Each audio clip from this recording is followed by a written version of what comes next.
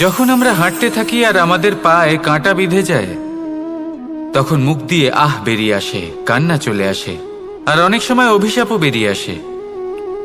কিন্তু আমরা কি কখনো এটা এইভাবে দেখেছি, এইভাবে ভেবেছি যে আমরা যে পথে চলেছি সেই পথে কাঁটা বিঁধেছে, নাকি আমরা সেই পথ নির্বাচন করেছি যাতে শুধুই কাঁটা রয়েছে? নাকি আমরা এভাবে ভেবে দেখেছি যে এই কাঁটা আমাদের কষ্ট দিতে এসেছে, নাকি এটা আমরাই বিছিয়ে রেখেছিলাম? সাবধান থাকা উচিত ছিল, কারণ কাঁটা বিঁধলে যন্ত্রণা হবে, চিৎকার করে ফেলতে পারি, মুখ থেকে অভিশাপও বেরিয়ে আসতে পারে। কিন্তু এই অভিশাপ শুধুমাত্র আমাদের তরফ থেকে অভিশাপ হয়, সামনের ব্যক্তিটির ওপরও নির্ভর করে। এবার সেই ব্যক্তি যদি এমন হয় যে ফুল আর কাঁটা এই দুই সমানভাবে গ্রহণ করতে পারে, তার কাছে অভিশাপও বরদানে পরিণত হয়। শেষ পর্যন্ত ব্যাপারটা দাঁড়ায় ভাবনা, চিন্তা, দৃষ্টিভঙ্গির ওপর। কারণ আপনার এই ভাবনাই সত্যি হয়ে সামনে আসে। সেই জন্য এই ভাবনা, চিন্তা, মানসিকতাকে গুরুত্ব সহকারে দেখবেন। এই বিবেচনা নিয়ে বিবেচনা করতে শিখুন। আমার কথার অর্থ হলো যে জীবনে যখন এরকম কিছু একটা ঘটবে, তখন ভেবে দেখুন যে এরকম কেন হলো। আপনি কি এমন কোনো কর্ম করেছিলেন যার কর্মফল এটা? এমন কোনো কাজ যা অনুচিত ছিল, অসত্য ছিল, যা অভদ্রতার কারণ ছিল? ভেবে দেখা প্রয়োজন।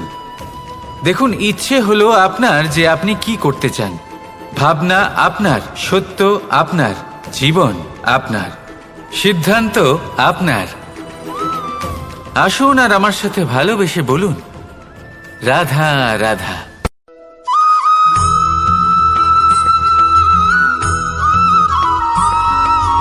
ভগবান প্রত্যেক কঠিন পরিস্থিতিতে এই নামই আছে যা আমাদের উপায় দিয়ে থাকে। ব্যক্তি যান, ভগবানের পুজো করেন, আরাধনা করেন, ব্রত পালন করেন, মন্দিরে যান, পুজো পাঠ করেন, ভগবানকে জাগিয়ে তোলেন। আর তারপর শুরু হয় সমস্ত প্রশ্ন। হে ভগবান, আমার সাথে এরকম কেন হচ্ছে? কেন আমারই জীবনে এত দুঃখ আছে? আমি কিভাবে এর সম্মুখীন হব? আমাকে কেন এত কষ্ট ভোগ করতে হচ্ছে? হে ভগবান, আমি কি করব?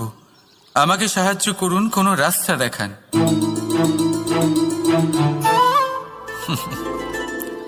চলুন আমি আপনাকে একটা প্রশ্ন করি। মন্দিরে যাওয়ার চেষ্টা করার আগে আপনি কি জীবনে ততটা চেষ্টা করেছেন যতটা সেই সমস্যাকে দূর করার জন্য দরকার ছিল? দ্বিতীয় প্রশ্ন, ভগবানকে জাগানোর পূর্বে আপনি কি নিজেকে জাগিয়ে তুলেছেন? আপনি কি আলস্য ত্যাগ করেছেন? তৃতীয় প্রশ্ন, ভগবানকে জিজ্ঞাসা করার আগে আপনি কি নিজেকে জিজ্ঞাসা করেছেন যে আমি কেন এত অসফল হচ্ছি? যদি না করে থাকেন, তাহলে সবার আগে এটা করুন। আপনি সমস্ত প্রশ্নের উত্তর পাবেন, সমস্ত বিপদের পরিত্রাণ পাবেন। অন্য কোথাও নয়, নিজের ভেতরে তাকিয়ে দেখুন।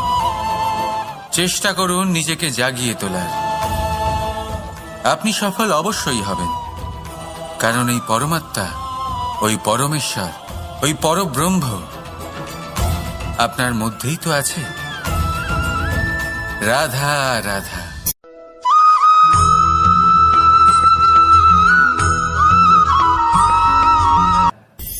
দৃষ্টি আর দৃষ্টিভঙ্গি, এই সমগ্র লীলা হলো এই দুইয়ের। বিচিত্র হতে পারে, কিন্তু এটাই সত্যি। এবার আপনাকে একটা উদাহরণ দিয়ে বোঝাই। অনেক সময় আপনি কোনো ব্যক্তিকে এটা বলতে শুনবেন যে আমি আমার নিজের উপরে গর্ব করি, আমি নিজেকে নিয়ে গর্ব করি, আমি খুব ভালোভাবে আমার মা বাবার সেবা করি, ওনাদের আমি সবসময় সুখী রাখি, ওনাদের আমি একটা বাড়ি দিয়েছি, সকল সুখ সুবিধা দিয়েছি, ওনাদের জীবনে প্রত্যেক জিনিস দিয়েছি আর দেব যা তাদের প্রয়োজন। এবার আমাকে বলুন যে আপনি কে হন? আপনি হলেন সেই বীজ যা আপনার মাতা পিতা রোপণ করেছেন। আপনার মা বাবাই আপনাকে এই সংসারে জন্ম দিয়েছেন। এবার এইসব কথার কি তাৎপর্য? এই হলো সেই ব্যক্তির দৃষ্টিভঙ্গি। এবার দেখা যাক এই প্রকৃতি আমাদের কি শেখায়। কখনো কোনো গাছকে দেখবেন, যখন সেই গাছে ফল আসে, সে মালিকে এটা বলে না যে দেখো আমি তোমাকে ফল খেতে দিচ্ছি। সেই বৃক্ষ এটা বলে না যে দেখো আমি তোমায় আহার করতে দিচ্ছি, কারণ ও জানে যে এটা হলো সেই মালির পরিশ্রম, এটা হলো তারই কর্মের ফল, আর এটা তারই পাওয়া উচিত। সে বলে যে তোমার জিনিস তোমাকেই অর্পণ করলাম, এ আমার জিনিস নয়। ও জানে সেই মালির গুরুত্ব আসলে কি, এটা হলো তার দৃষ্টিভঙ্গি। সেই জন্য আপনি জীবনে কোন ব্যক্তির মধ্যে, কোন পশু পাখির মধ্যে, কোন প্রাণীর মধ্যে, কোন পরিস্থিতিতে, কোন আবেগের মুহূর্তে কি দেখতে পাচ্ছেন, সেটা আপনার দৃষ্টিভঙ্গির উপরে নির্ভর করছে। তাই নিজের মনে ধনাত্মক ভাব জাগ্রত করুন, শুভ চিন্তা নিয়ে আসুন। এই ভাবনাই সত্য হয়ে সামনে আসবে। এই দৃষ্টিভঙ্গি এমন হয়ে যাবে যে আপনার জীবনে সবকিছুই শুভ হবে। তাহলে আসুন আর আমার সাথে ভালোবেসে বলুন, রাধা রাধা।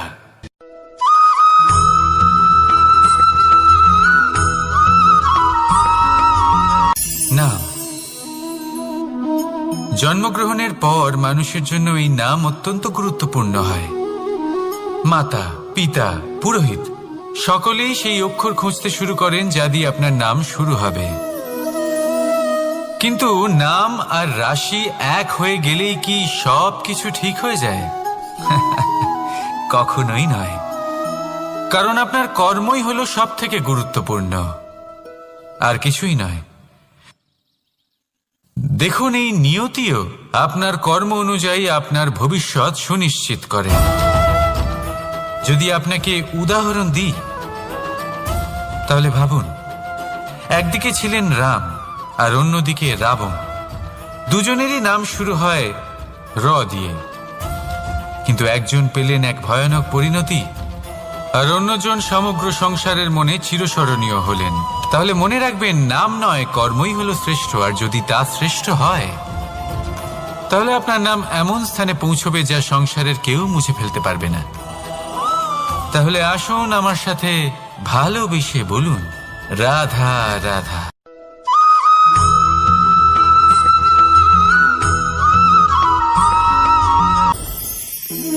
সময়। এই সময় আসলে কি? এই সময় একটা সরল রেখা তো কখনোই নয়। সময় হলো একটা চক্র, যেখানে এর আদি সেখানেই হলো এর অন্ত, আর যেখানে তা শেষ হয় সেখান থেকেই তার শুরু হয়। এই সময় একটা অত্যন্ত বিচিত্র চিন্তা, বিচিত্র ভাবনা, একটা বিচিত্র বস্তু যা কেউ বুঝতে পারেন না। এই সময়ের লীলা, এর কোনো প্রমাণ নেই, কোনো জ্ঞান নেই, কোনো পরিমাপ নেই। শুধু এটুকু আমরা জানতে পারি, যেখানে শেষ হবে সেখান থেকে একটা নতুন সূচনাও হবে। যা আজ আপনার কাছে আছে, কাল অন্য কারোর কাছে যাবে, তারপরে তার কাছ থেকেও অন্য কারোর কাছে যাবে, তারপরে তার থেকেও ছিনিয়ে নেওয়া হবে। এই নিয়তির একজনের কাছ থেকে অন্যজনের কাছে আদান প্রদানের এই সময় হলো আপনার সময়। এই সময়ের সদ্ব্যবহার করুন, এই সময়কে বাঁচুন। আপনাকে শুধু এটাই সুনিশ্চিত করতে হবে যে আপনি কোন পক্ষে আছেন। আর সত্যি বলতে কি, আপনার জীবনের পরিণাম নির্ভর করে আপনার নির্বাচনের ওপর। আপনি কোন পক্ষ নির্বাচন করছেন। তাহলে মনে রাখবেন, জীবনে সেই পক্ষই নির্বাচন করবেন যা চয়ন করার পরে আপনি সুখ অনুভব করবেন, আপনি সন্তোষ লাভ করবেন, প্রসন্নতা লাভ করবেন। আর আমি এটাই সুনিশ্চিত করব যে এই পক্ষ যেন শান্তির পক্ষ হয়, এই পক্ষই যেন প্রেমের পক্ষ হয়। তাহলে চিন্তা করবেন না, আর আসুন আমার সাথে ভালোবেসে বলুন, রাধা রাধা।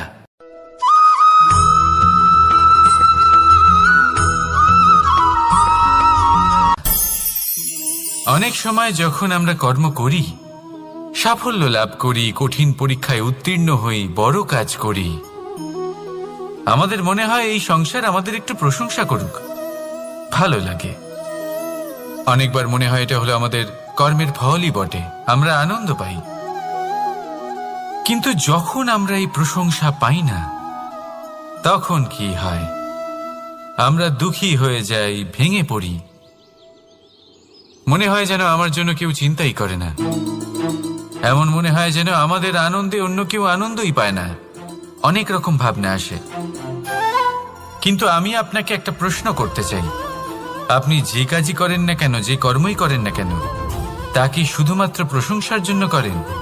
যদি এরকম হয়ে থাকে তাহলে সেই ভাবনা এক্ষুনি ত্যাগ করুন, কারণ এই প্রকৃতি আমাদের অন্য শিক্ষা দেয়।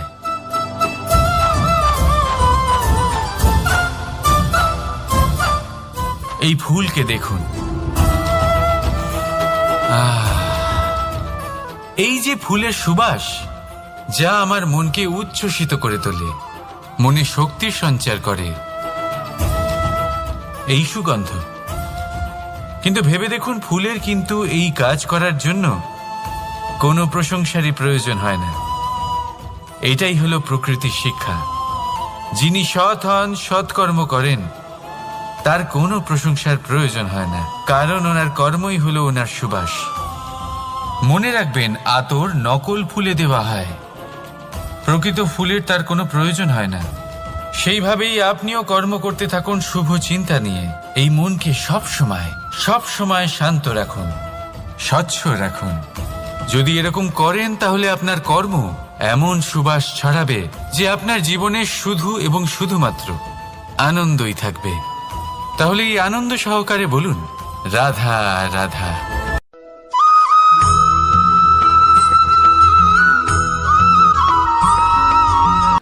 কর্ম এবং ফল দেখতে গেলে এই সমস্ত ব্রহ্মাণ্ড এই দুইয়ের মাঝেই স্থির হয়ে আছে। মানুষজন কর্ম করেন ভালো ফল লাভের আশায়, আর ভালো ফল লাভের আশায় উনি এটাই ভুলে যান যে উনি যে কর্ম করছেন তা কি করছেন। আমি বলেছিলাম কর্ম করুন ফলের চিন্তা না করে, কিন্তু কি কর্ম করছেন সেই বিষয়ে ভাবাটাও অত্যন্ত আবশ্যক। নয়তো অনেক সময় আমরা এমন কর্ম করে ফেলি যা না চাইতেও বিষে পরিণত হয়, যা হয়েছে দুঃশাসনের সাথে, দুর্যোধনের সাথে, গুরু দ্রোণের সাথে। একজনের মানসিকতা উচিত ছিল না, একজনের বিবেক উচিত ছিল না, আরেকজন যে পক্ষ নির্বাচন করেছিলেন সেই পক্ষ উচিত ছিল না। আর যা কিছু ওনাদের সাথে হলো, আপনার আমাদের সকলের সাথে তা হতে পারে। আমি বলেছিলাম কর্ম করুন, ফলের চিন্তা করবেন না, কিন্তু এই কর্মের বিষয়ে বিচার করে দেখাটাও ততটাই আবশ্যক। দেখুন, কর্ম করার উচিত প্রক্রিয়া ফলের চিন্তা না করা, কিন্তু যদি আপনার কর্ম শুভ হয় তাহলে তার ফলও নিয়তি আপনাকেই দেবে। সর্বদা কর্ম করার সময় এটা ভাবুন যে আপনার এই কর্ম এই সংসারকে, এই সমাজকে, আপনার পরিবারকে, আপনার আশেপাশের মানুষজনকে কোন দিশায় নিয়ে যাবে। যদি এটা সবার জন্য মঙ্গলময় হয় তাহলে কর্ম করতে থাকুন। আর হ্যাঁ, নিশ্চিত রূপে ফলের চিন্তা করবেন না। আসুন আমার সাথে ভালোবেসে বলুন, রাধা রাধা।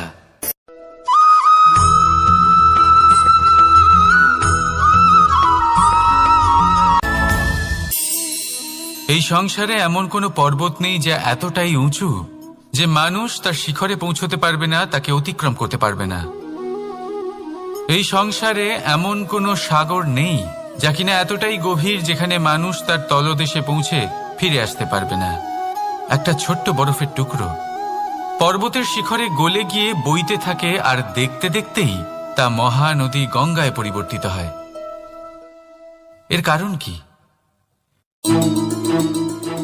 এর কারণ হলো প্রচেষ্টা, প্রারব্ধ নয়। এই প্রচেষ্টাই সুনিশ্চিত করে যে আপনার প্রারব্ধ কি হবে। এই সমস্ত কিছু হলো প্রচেষ্টা আর প্রারব্ধের খেলা। আপনার প্রচেষ্টা যেরকম হবে আপনার প্রারব্ধ সেরকমই হবে। আর আপনার প্রচেষ্টা যদি উচ্চ মানের হয় তাহলে প্রারব্ধকে আপনার সামনে নত হতেই হবে। কি বলেন? তাহলে আসুন আমার সাথে ভালোবেসে বলুন, রাধা রাধা।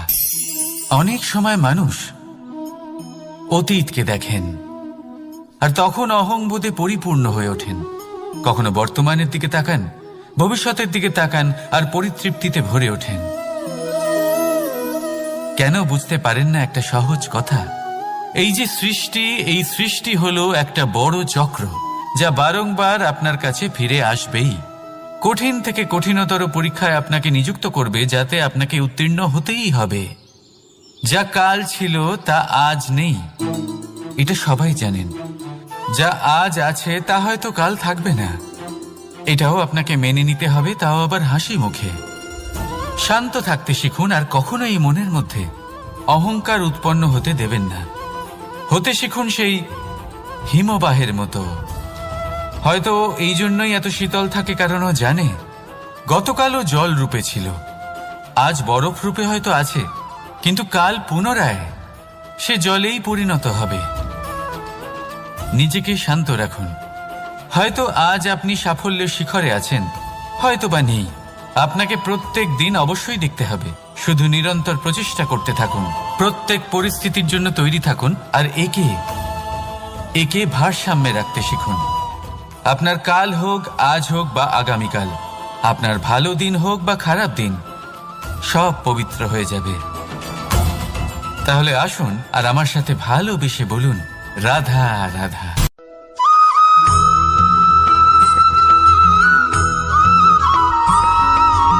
প্রতিশোধ অথবা কাউকে দুঃখ দেওয়ার ভাবনা, যদি এটা আপনার মনে থাকে, তাহলে আপনি নিজের মনেই যন্ত্রণার একটা বিশাল বৃক্ষ রোপণ করছেন, এটা মনে রাখবেন। কারণ কাউকে দুঃখ দেবার এই ভাবনা, এটা হলো সেই বীজ যা আপনার মনেই পতিত হবে, আপনার মনেই অঙ্কুরিত হবে, আর আপনার মনেই একটা বিশাল বৃক্ষরূপে বেড়ে উঠবে। জীবন আপনার, কর্ম আপনার, কাউকে দুঃখ দেবার ভাবনা আপনার ছিল, এই বৃক্ষ হলো আপনার, তাই এর ফলও আপনিই পাবেন, যা গ্রহণও আপনাকেই করতে হবে। মনে রাখবেন, যে মানুষ এটা ভাবে যে আমি ওকে দুঃখ দেব, ওকে কষ্ট দিতে চাই আমি, সেই মানুষই দুঃখ আর কষ্ট পেয়ে থাকে। যদি সেই জায়গায় আপনি এটা ভাবেন যে আমি কাউকে সুখী করে তুলতে চাই, কাউকে সুখ প্রদান করতে চাই, তাহলে তারও বীজ আপনার মনেই রোপণ হবে, বৃক্ষে পরিণত হবে, যার ফলও আপনিই পাবেন। এখানে বিষয়টা হলো শুধু মানসিকতার চিন্তা, যা সত্য হয়ে আপনার সামনে আসে। তাহলে এই মানসিকতা শুভ করুন, সবার জন্য মঙ্গল কামনা করুন। অন্যের মনে আপনার জন্য ভালো চিন্তা থাকুক বা না থাকুক, আপনি সবার জন্য শুভ চিন্তা করে কর্ম করতে থাকুন, তাহলে আপনার সাথেও ভালোই হবে। তাহলে আসুন আর আমার সাথে ভালোবেসে বলুন, রাধা রাধা।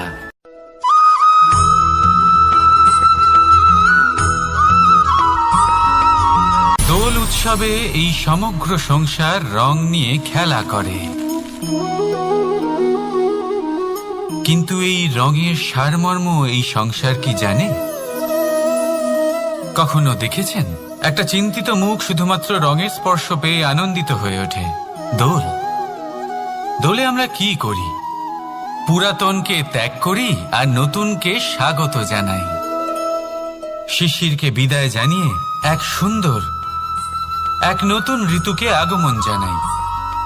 দুশ্চিন্তা দূর করে আসার নতুন রঙে রঙিন হয়ে ওঠা, নিজেকে আনন্দিত করা, এটাই তো হলো দোল।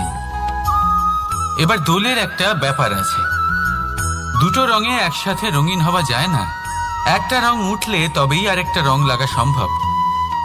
আরো একটা প্রশ্নও রয়েছে, কোন রংকে তুলে দিয়ে কোন রং মাখানো যেতে পারে? যদি আপনাকে উদাহরণ দিই, লোভের এই রং, তা যতক্ষণ লেগে থাকবে আনন্দের রং লাগতে পারবে না, যা হয়েছিল দ্বারকাবাসী এবং সামন্তক মণির মধ্যে। ভ্রান্তির রং যতক্ষণ লেগে থাকবে সত্যের রং লাগতে পারবে না, যা হয়েছে রুক্মিণীর সাথে। আর হিংসার এই রং যতক্ষণ লেগে থাকবে প্রেমের রং ততক্ষণ লাগতেই পারবে না, যা হয় আপনার আমার সবার সাথে। তাহলে আসুন একসাথে মিলে দোল পালন করি এবং সবকিছুর উপরে বিজয় লাভ করি। অন্ধকারের স্থানে আলোর, ভ্রান্তির স্থানে সত্যের, হিংসার স্থানে প্রেমের, আর লোভের স্থানে আনন্দের এই সুন্দর রং মাখাই। শত্রুতা, ঘৃণা, হিংসা এই সব কিছু ত্যাগ করি আর সকলের সখা হয়ে উঠি। আর ভালোবেসে বলি শুভ দোল। হ্যাঁ, ওটা তো আমরা অবশ্যই বলবো, রাধা রাধা।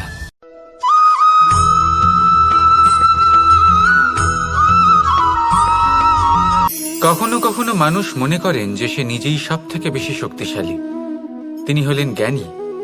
দেখুন, এটা ভালো ব্যাপার যে আপনার মধ্যে শক্তি আছে, জ্ঞান আছে, আর এটা শুধু আপনার জন্য নয়, এই সমস্ত সমাজের জন্য, দেশের জন্য, সমগ্র পৃথিবীর জন্য অত্যন্ত আবশ্যক। কিন্তু এই কথাটাও বোঝা অত্যন্ত আবশ্যক যে এই জ্ঞান যেন কখনো অহংকার না হয়ে ওঠে। যখন মানুষের মধ্যে জ্ঞান থাকে তখন সে রাম হয়ে ওঠে।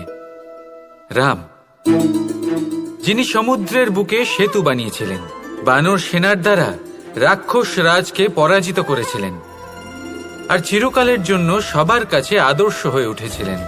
আর যদি মানুষের মনে অহংকার জন্মায় তাহলে সে রাবণ হয়ে ওঠে। দেশে বিদেশে যতই খ্যাতি থাকুক না কেন, সে রাক্ষস হয়ে ওঠে, নিজের সাথে সাথে সমস্ত কুলের বিনাশ করে বসে।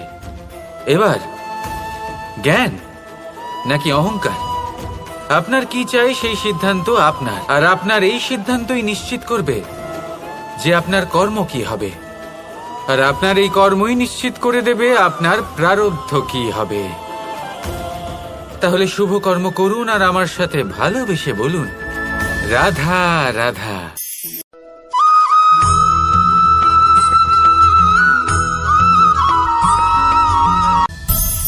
সংসারে অনেক সময় এরকম হয় যে আমরা খুব সমস্যায় থাকি, খুব বিপদের মধ্যে থাকি, আর সেই সমস্ত মানুষ যারা আমাদের কাছের মানুষ, আমাদের আপনজন, তারা আমাদের ত্যাগ করে চলে যান।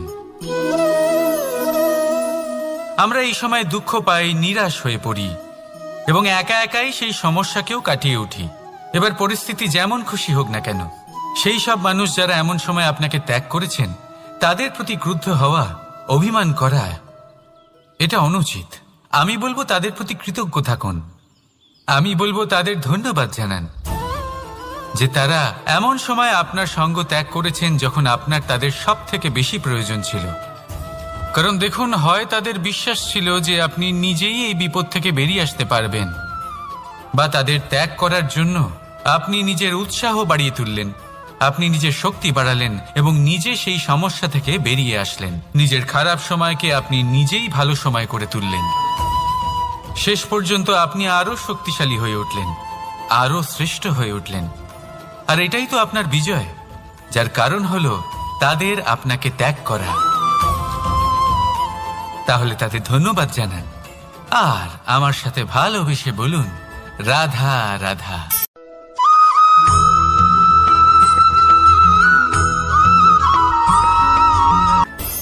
সুখ আর অভিজ্ঞতা, এই দুই জীবনে একসাথে কখনোই আসে না। মনে রাখবেন, যেখানে সুখ থাকে সেখানে অভিজ্ঞতা থাকে না। আর যখন এই সুখ আমাদের জীবন থেকে দূরে চলে যায় তখন আমাদের জীবনে আসে এই অভিজ্ঞতা। পরমাত্মা, প্রকৃতি, নিয়তি এই অভিজ্ঞতাকে আমাদের জীবনে পাঠান যাতে আমরা একটা অত্যন্ত গুরুত্বপূর্ণ শিক্ষা, একটা জ্ঞান প্রাপ্ত করতে পারি। এই অভিজ্ঞতা আমাদের শেখায় যে অতীতে এমন কি হয়েছিল যা আমাদের করা উচিত হয়নি। আমাদের শেখায় ভবিষ্যতে এমন কি আছে যা আমাদের করা উচিত আর কি করা উচিত নয়। দেখতে গেলে এই অভিজ্ঞতা আমাদের সেই শিক্ষা দেয় যার জন্য আমরা সুখের দিকে উচিতভাবে অগ্রসর হতে পারি। সেই জন্য জীবনে যখনই দুঃখ আসবে, দুঃখের এই সময় আসবে, তখন হতাশ হবেন না। বোঝার চেষ্টা করুন এই পরিস্থিতি কেন এসেছে, কি শিক্ষা দিতে এসেছে। যদি আপনি সেই জ্ঞান লাভ করেন, সুখের পথে অগ্রসর হন, তাও উচিত রূপে, তাহলে এই অভিজ্ঞতার উদ্দেশ্য পূরণ হয়ে যায়। তাহলে আসুন আর আমার সাথে ভালোবেসে বলুন, রাধা রাধা।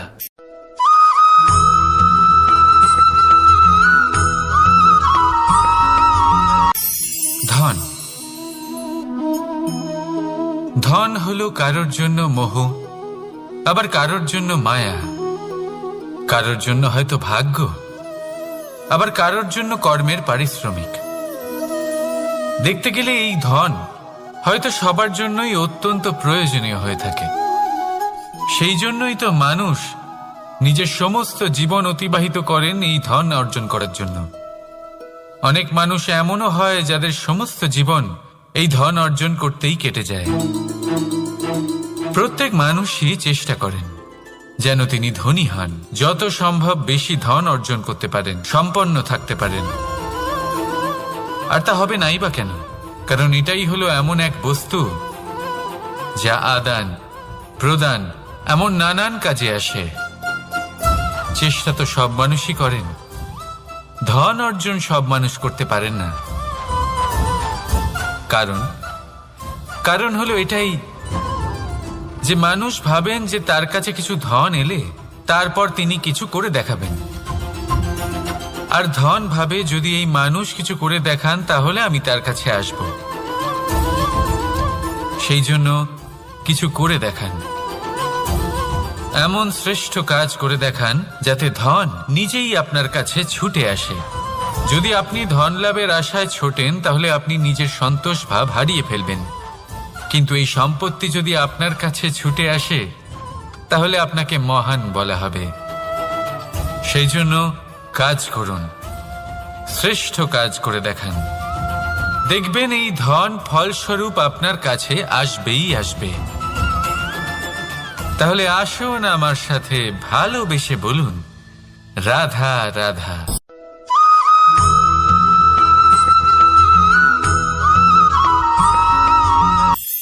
আজকাল আপনি দেখে থাকবেন যে মা বাবা শুধুমাত্র সন্তানকে ভালোবাসেন তা নয়, তাদের মোহেও জড়িয়ে পড়েন। বিদ্যালয়ে যখন পাঠান তখন সমস্ত সুযোগ সুবিধা দিয়েই পাঠান। চেষ্টা করেন যে সবসময় যেন সন্তান তাদের চোখের সামনেই থাকে, কিন্তু ভুলে যান এক অত্যন্ত গুরুত্বপূর্ণ কথা, যে সন্তানকে এক নতুন দৃষ্টিভঙ্গি দেওয়াই হলো ওনাদের কর্তব্য। সেই জন্য পুরাতনকালে শিষ্যদের গুরুকুলে পাঠানো হতো, বাড়ির থেকে দূরে। কারণ বাড়ি ছেড়ে যাওয়া এক সন্তানের জন্য, এক শিষ্যের জন্য অত্যন্ত শুভ লক্ষণ হয়। যখন সে বাড়ির থেকে দূরে, গৃহস্থের থেকে দূরে থাকবে, তখন এই সংসারকে সে এক নতুন দৃষ্টিভঙ্গি দিয়ে দেখবে, পরখ করবে, বুঝতে পারবে, আর সবকিছু নিজে থেকেই শিখে যাবে কখন আক্রমণ করতে হয়, কখন পিছু হটতে হয়, কিভাবে এই সংসারের সম্মুখীন হতে হয়। আর এটা আপনার দৃষ্টি ওকে শেখাতে পারবে না, ওর অভিজ্ঞতা ওকে শেখাতে পারবে। তাই মনে রাখবেন, যদি আপনি চান যে আপনার সন্তানের বিকাশ হোক, তাহলে অনেক সময় ওকে নিজের থেকে দূরে নিয়ে যেতে হয়। যদি মোহে আবদ্ধ থাকেন তাহলে ওর বিকাশ কখনোই হবে না। তাহলে আসুন আমার সাথে ভালোবেসে বলুন, রাধা রাধা।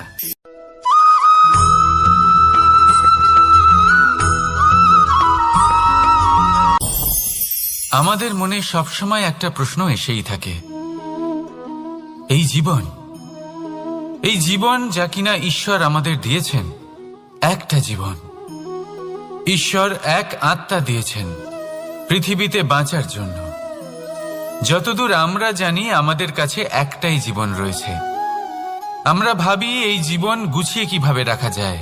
প্রত্যেক মানুষ ভাবেন যে আমি কি করি যাতে এই জীবনকে গুছিয়ে রাখা যায়, কিরকম কর্ম করব, কিরকম পুণ্য করব,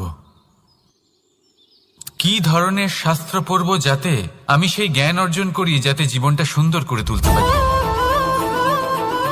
আমাদের সমগ্র জীবন কেটে যায় এই প্রশ্নের উত্তর খুঁজতে, সেই শাস্ত্র অধ্যয়ন করতে। এমন অনেক মানুষ তাও বুঝতে পারেন না। আসুন আজ আমি আপনাকে একটা সহজ কথা বলি, যার দ্বারা আপনি নিজের জীবন সুন্দর করবেন। জীবন, জিহ্বা, এদের দুজনেরই হলো একটাই রাশি। জিহ্বা অর্থাৎ আপনার কথা, এই কথাকে সংযত রাখুন, একে সুন্দর করে তুলুন, মধুর কথা বলুন, যতটা সম্ভব একে নিয়ন্ত্রণে রাখুন, আপনার জীবন সুন্দর হয়ে উঠবে। কারণ এই শব্দ হয় অত্যন্ত শক্তিশালী। এটা হলো এমন এক বন্ধন যা আপনার সামনের মানুষকে আপনার ব্যক্তিত্বের সাথে জুড়ে দিতে পারে। তাই এই শব্দ সংযত রাখুন, একে সুন্দর করে তুলুন। আপনার জীবন আপনা থেকেই সুন্দর হয়ে উঠবে। আর আসুন, এই মধুর সুন্দর অনুভূতি দিয়ে বলুন, রাধা রাধা।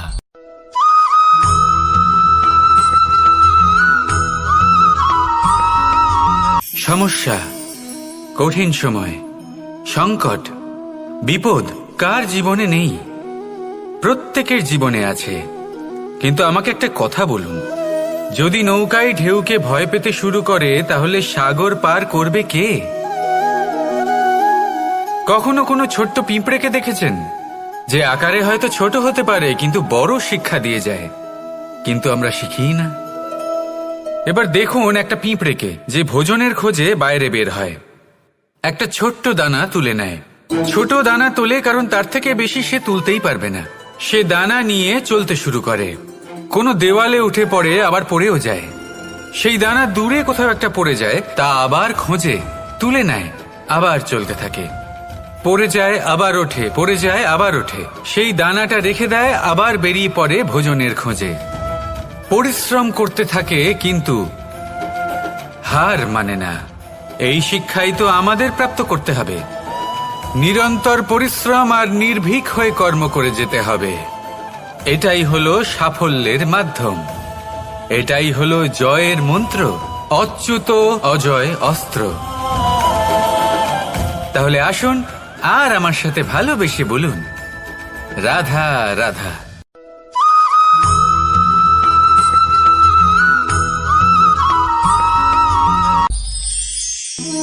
জীবন, এই জীবন আসলে কি?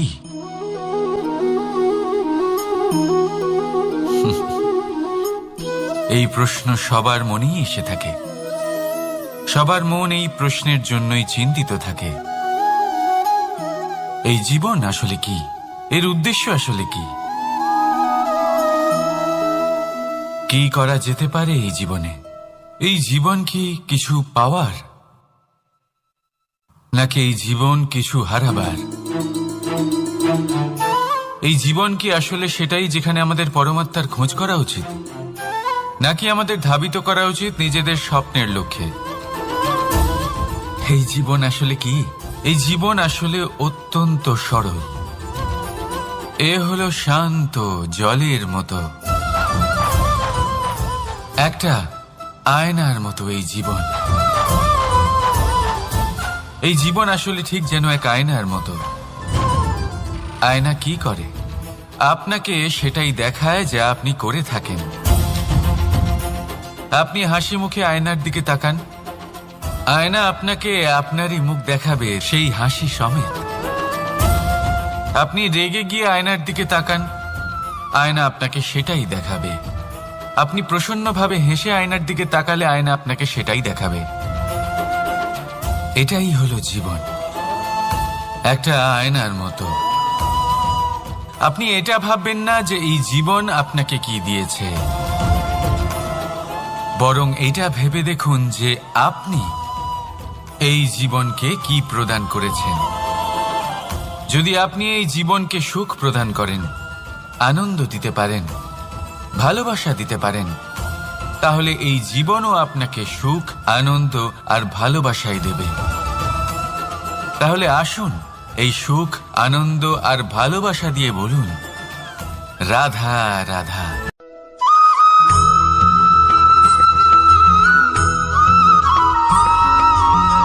পরিবর্তন এই সংসারের শাশ্বত নিয়ম। কোনো রাজা নেই যিনি চিরকাল রাজা থাকেন, কোনো ধনী ব্যক্তি নেই যিনি চিরকাল ধনী থাকবেন। এই সংসারে সূর্যের স্থান নেওয়ার জন্য চন্দ্রিমার আগমন ঘটে। কোন স্থান যাকে পতিত বলা হয়েছিল সেখানে মহল তৈরি হয়েছে। কোন স্থান যাকে আজ মলিন বলা হয়েছে কাল সেখানে মন্দিরও স্থাপন হতে পারে। কোনো ঋতু চিরকালের জন্য থাকে না, কখনো সময় চিরকাল একরকম থাকে না। আজ যে আপনার কাছে রয়েছে কাল অন্য কারোর ছিল, আজ যে আপনার কাছে রয়েছে কাল তা অন্য কারোর কাছে চলে যাবে। আপনার সাথে কিছু থাকলে তা হলো আপনার কর্ম, কিন্তু সেই কর্মের পরিণামও আপনার নয়। আপনি শুধু কর্ম করুন, বাকি সবকিছুই পরিবর্তনশীল। কিন্তু সেই পরিবর্তনকে দেখে ভয় পাওয়ার প্রয়োজন নেই, তাকে স্বাগত জানান। যদি আপনি হাসি মুখে সেই পরিবর্তনকে স্বাগত জানান, তাহলে এই পরিবর্তনও হাসি মুখে আপনার সাথে থাকবে। আসুন আমার সাথে ভালোবেসে বলুন, রাধা রাধা।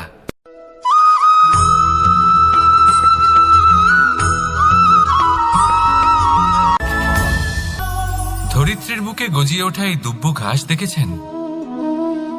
দুব্ব ঘাস, যা আমাদের পাকে শীতল রাখে। এতে যদি বসেন তাহলে মনে হবে নরম কোথাও বসে আছেন। এত ছোট হলেও কিন্তু এর মধ্যে গুণ আছে অনেকগুলি, আর যতটা ছোট এটা ততটাই বড় শিক্ষকও। কিভাবে? ভাবুন, পাতা ঝরার মরশুমের পরে সমস্ত পাতা একত্রিত হয়ে থাকে। একটা ছোট ফুলকি সবাইকে জ্বালিয়ে দিতে পারে, সমস্ত পাতা পুড়ে ছাই হয়ে যায়। কিন্তু এই ঘাসের কিছুই হয় না, সে যেমন ছিল তেমনই থাকে। কারণ কি হতে পারে? প্রথম কারণ, এরা ছোট হয়। দ্বিতীয় কারণ, এরা বিনম্র হয়, বড়ই সহজে দমে যায় এরা। তৃতীয় কারণ, এদের মধ্যে নমনীয়তা থাকে। আপনিও নিজেকে এরকমই বানিয়ে ফেলুন। কখনো নিজেই নিজেকে কারোর থেকে বড় মনে করবেন না। নিজের এই মনকে বিনম্র রাখুন। এবং সব থেকে বড় কথা, নিজের এই মনে সহানুভূতি, প্রেম আর বিশ্বাসের নমনীয়তা বজায় রাখবেন। যদি এরকম করতে পারেন তাহলে জীবন সবসময় সুখে কাটবে। রাধা রাধা।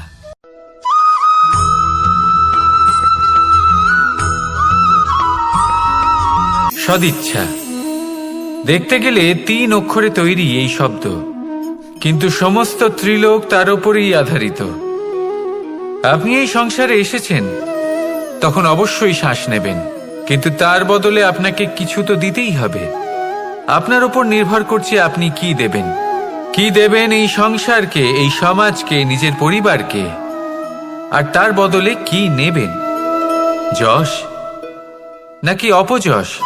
দেখুন, এক ছিল রাবণ, যে কিনা সমুদ্র পার করল সীতাকে অপহরণ করার জন্য, আর এক ছিলেন রামচন্দ্র, যিনি সমুদ্র পার করেছিলেন, সেতু বানিয়ে গিয়েছিলেন সীতাকে ফিরিয়ে নিয়ে আসার জন্য।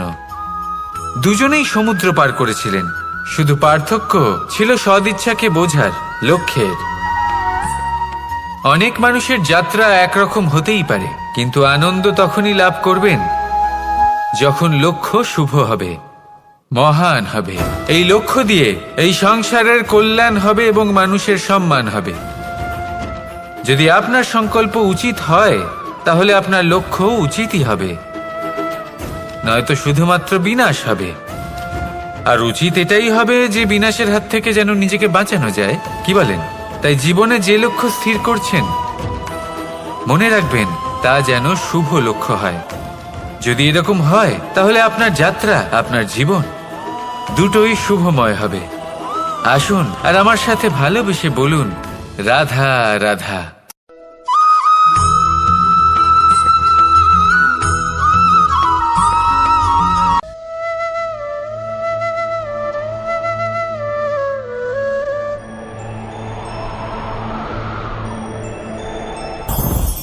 লোভ আপনার অন্তরের আরো একটা শত্রু। দেখতে গেলে এটা একটা শব্দ, একটা সংস্কৃত শব্দ, লব ধাতু থেকে উৎপন্ন হয়েছে। এর অর্থ কিছু লাভ করা। কিছু লাভ করা অনুচিত নয়, আরো কিছু লাভ করাও অনুচিত নয়, কিন্তু সব থেকে বেশি আমি লাভ করব, আমি আরো চাই, আরো বেশি চাই, আরো বেশি পেতে চাই, এটাই হলো লোভ। আরে লোভ যখন গ্রাস করে তখন আপনি যা পেতে চান, সে ধনই হোক বা মানই হোক, তা অর্জন করার জন্য মানুষ যে কোনো স্তরে পৌঁছে যেতে পারে। যদি মানুষ ধন অর্জন করতে চান তাহলে তার জন্য তারা অধর্মের পথেও চলতে পারেন। যদি সম্মান অর্জন করতে চান তাহলে অন্য মানুষকে ছোটও করতে পারেন। শেষ পর্যন্ত আপনার এটা মনে হতে পারে যে যদি একটু অল্পই প্রাপ্ত করতাম কিন্তু ভালোবেসে প্রাপ্ত করতাম, এই জীবন আরো অনেক বেশি সুখী হতো। লোভ আপনার জীবনে, আপনার মনে কখন যে প্রবেশ করবে সেটা আপনি জানতেও পারবেন না। তাই এটা চিনতে শিখুন আর তৎক্ষণাৎ জীবন থেকে বাইরে ফেলে দিন। যা কিছু লাভ করতে চান তা ভালোবেসে লাভ করুন, আর সেই ভালোবাসার সাথেই বলুন রাধা রাধা।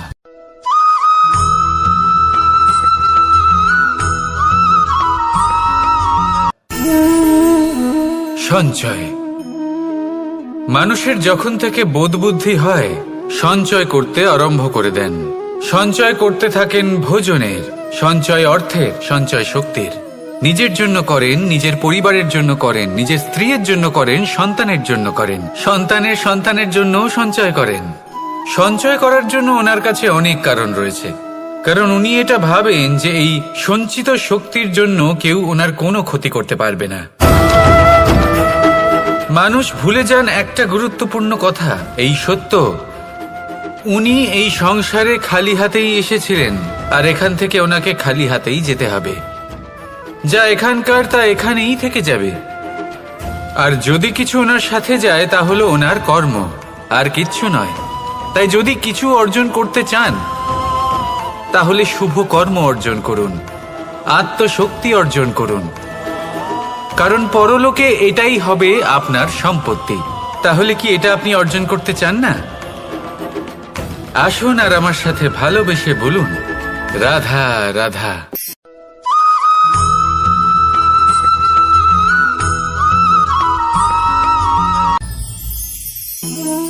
জীবনে ক্ষমা চাওয়া তাও কিছুটা সহজ, ক্ষমা করতে পারা অত্যন্ত কঠিন।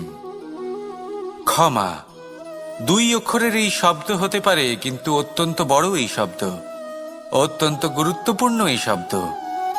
কখনো কখনো অন্য কাউকে ক্ষমা করে দেওয়া তাও কিছুটা সহজ কাজ, কিন্তু নিজেকে ক্ষমা করতে পারা অত্যন্ত কঠিন হয়ে দাঁড়ায়।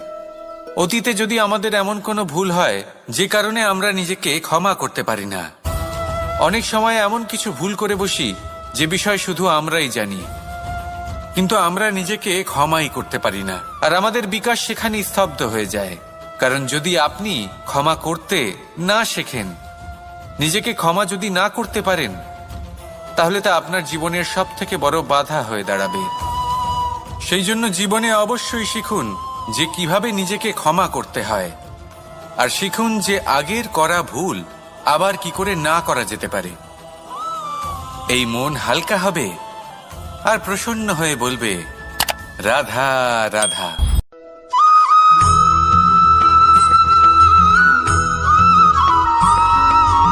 বটবৃক্ষের বীজ সর্ষের দানার থেকেও ছোট হয়, কিন্তু যখন তা নিজের রূপ ধারণ করে তখন তা বিশাল বৃক্ষের আকার ধারণ করে, যা সহস্র বছর ধরে বেঁচে থাকে, ছায়া প্রদান করে, পাখিদের আশ্রয় প্রদান করে, আর দেয় পথচারীদের বিশ্রাম করার স্থান।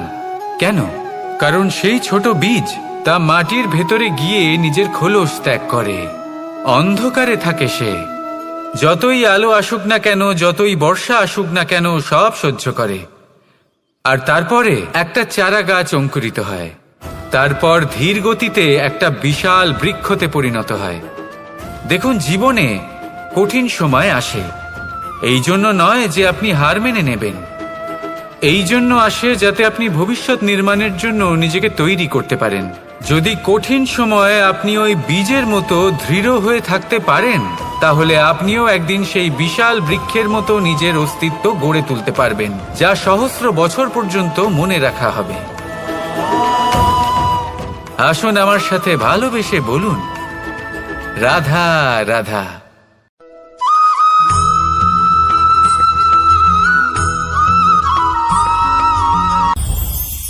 এই সংসারে যখনই কোনো সমস্যা আসে তখন আমরা আমাদের সব থেকে বড় সম্বলের কাছে আশ্রয় খুঁজি, তা হলো আমাদের বিশ্বাস।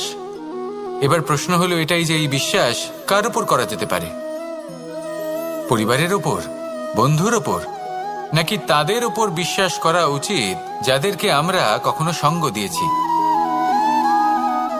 দেখুন, এই সংসারে বিপদের সম্মুখীন হলে কে আপনাকে সাহায্য করবে সেটা নির্বাচন করা আপনার হাতে নেই। সেটা সেই সকল ব্যক্তির উপর নির্ভরশীল যে তারা আপনাকে সাহায্য করবে নাকি করবে না। অর্থাৎ যখনই কোনো বিপদ আসে সর্বপ্রথম তার সম্মুখীন আমাদের নিজেকেই হতে হয়, আর তার জন্য প্রস্তুত থাকা প্রয়োজনীয়। সেই শক্তি, সেই সাহস অর্জন করা প্রয়োজনীয়। দেখুন, যখনই অন্ধকার আসে তখন সবার আগে কে আপনাকে ত্যাগ করে চলে যায়? আপনার নিজেরই ছায়া। এই অন্ধকারের সম্মুখীন হতে হয় অন্তরের প্রদীপের দ্বারা, অন্তরের আত্মা দ্বারা। তবেই আপনি অন্ধকারের ওপর জয়লাভ করতে পারবেন। সেই জন্য যে বিপদই আসুক না কেন নিজেকে তার জন্য প্রস্তুত রাখা উচিত। সেই সাহস নিয়ে আসুন। এমন কোনো বিপদ নেই যা আপনাকে ভেঙে দিতে পারে। আসুন আমার সাথে ভালোবেসে বলুন, রাধা রাধা।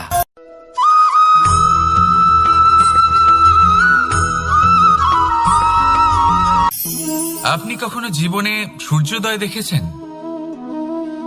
কত প্রশান্তিদায়ক, কত শক্তিদায়ক হয়।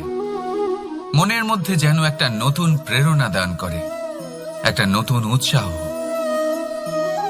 কিন্তু যদি আপনি উঠতে দেরি করেন তাহলে আপনি এই সূর্যোদয় দেখতেই পাবেন না। ঠিক এরকমই হয় আমাদের জীবনেও।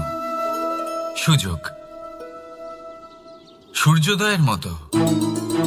যদি আপনি আপনার জীবনে দরকারের চেয়ে বেশি অপেক্ষা করেন এই সুযোগের সদ্ব্যবহার করতে, তাহলে এই সুযোগ আপনার অপেক্ষা কখনোই করবে না, তা চলে যাবে। সেই জন্য এদের সামলে রাখুন। সঠিক সময় আসলে এই সুযোগের সদ্ব্যবহার করুন। নিজের কর্মকে সম্পূর্ণরূপে সার্থক করুন। এটাকে এক মুহূর্তের মতো দেখুন। যদি এরকম করেন তাহলে জীবনও সূর্যোদয়ের মতোই হবে। এতে সন্তুষ্টি থাকবে, গৌরব থাকবে, আর থাকবে শান্তি। রাধা রাধা।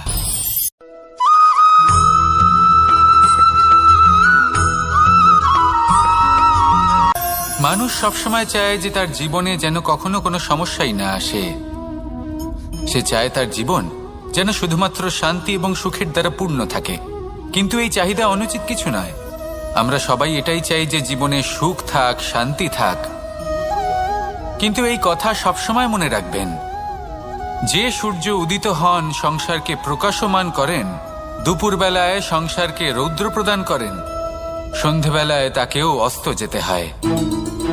এবার আমাদের জীবন চক্র কিছুটা এরকমই। কোনো কিছুই চিরকাল একরকম থাকে না। কখনো এই নদীকে দেখুন যা বয়ে চলেছে। এই নদী যা বয়ে চলেছে তার পথেও অনেক বিপদ আসে। বড় বড় পাথরের সম্মুখীন হয়ে তাকেও সামনে এগিয়ে যেতে হয়। একটি পুকুর যা চারদিক থেকে ঘেরা, তার জীবনে কিন্তু কোনো সমস্যা নেই। কিন্তু এই সংসারে পুকুরের পুজো করা হয় না, পুজো করা হয় নদীকে। মনে রাখবেন, সমস্যার ঊর্ধ্বে তিনি উঠতে পারেন যিনি সমাধি লাভ করেছেন, যিনি এই সংসারেই নেই। যিনি এই সংসারে আছেন এবং জীবিত আছেন, তার জীবনের সমস্যা হলো শ্বাসবায়ুর মতোই গুরুত্বপূর্ণ। আসুন আমার সাথে ভালোবেসে বলুন, রাধা রাধা।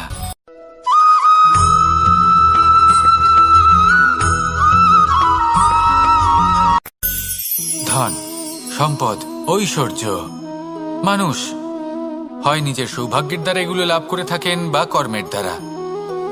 সৌভাগ্য আসলে কি? গ্রহের দশা যা প্রত্যেক মুহূর্তে বদলাতে থাকে।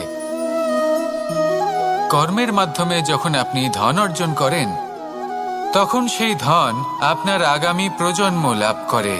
সেটা হয় সে ভোগ করে বা তার জন্য তার ভোগান্তি হয়। আর এটা নির্ভর করছে আপনার কর্মের ওপরে। কি কর্ম করেছেন আপনি সেই ধনকে লাভ করার জন্য। যদি আপনি সৎ পথে চলেন নিষ্ঠা ভরে আপনি কর্ম করে থাকেন এবং তার ফলে আপনি ধন অর্জন করে থাকেন, তাহলে আপনার আগামী প্রজন্ম সেটা ভোগ করবে, সেটা প্রয়োগ করবে নিজের বিকাশের জন্য। কিন্তু যদি আপনি কুকর্ম করে থাকেন, কোনো রকম ছলনা করে থাকেন এই ধন লাভ করার জন্য, তাহলে 100% আপনার আগামী প্রজন্মকে এর জন্য ভুগতেই হবে। তাহলে আপনি কি চাইবেন, যে আপনার আগামী প্রজন্ম সুখ ভোগ করবে নাকি আপনার কুকর্মের পরিণাম ভোগ করবে? নির্বাচন আপনারই। আসুন আমার সাথে ভালোবেসে বলুন, রাধা রাধা।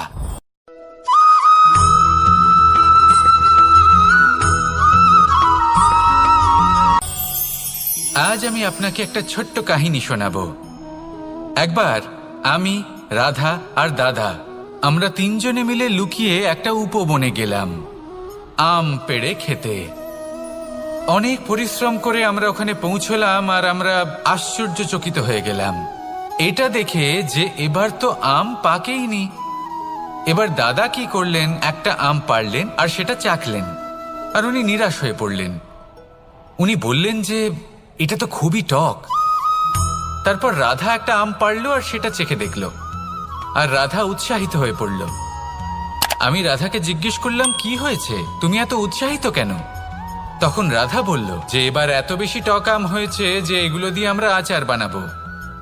তাহলে দাদা ওখান থেকে বেরিয়ে গেলেন নিরাশ হয়ে এবং খালি হাতে। রাধাও ওখান থেকে বেরিয়ে গেল কিন্তু উৎসাহিত হয়ে, আর অনেকগুলো কাঁচা আম সাথে নিয়ে। এর থেকে আমরা কি শিক্ষা পেতে পারি? যে প্রত্যেকটা স্থানে এমন কিছু রয়েছে যেখান থেকে আমরা কিছু একটা শিক্ষা লাভ করতে পারি, যা আমাদেরকে বিকাশের পথে নিয়ে যেতে পারে। এই শিক্ষা প্রত্যেক স্থানে আছে। সবকিছু আমাদের দৃষ্টিভঙ্গির উপর নির্ভর করছে। যখনই আমাদের জীবনে, আমাদের সম্পর্কে কোনো সমস্যা, কোনো বিপদ আসে, তখন বেশিরভাগ মানুষ সেই বিষয় নিয়ে দুঃখী হয়ে পড়েন। আর কিছু মানুষ এমনও থাকেন যারা শেষ পর্যন্ত তার সমাধান করেন, বিপদকে পরাজিত করেন, সম্পর্কগুলিকে আবার জুড়ে দেন। যদি আপনি সুখের খোঁজ করেন তাহলে আপনি সুখ অবশ্যই পাবেন, প্রসন্নতা অবশ্যই পাবেন। যদি আপনি দুঃখ খোঁজেন তাহলে দুঃখ অবশ্যই পাবেন। এবার আপনি কি খুঁজতে চান, সেই চয়ন আপনারই। আসুন আর আমার সাথে ভালোবেসে বলুন, রাধা রাধা।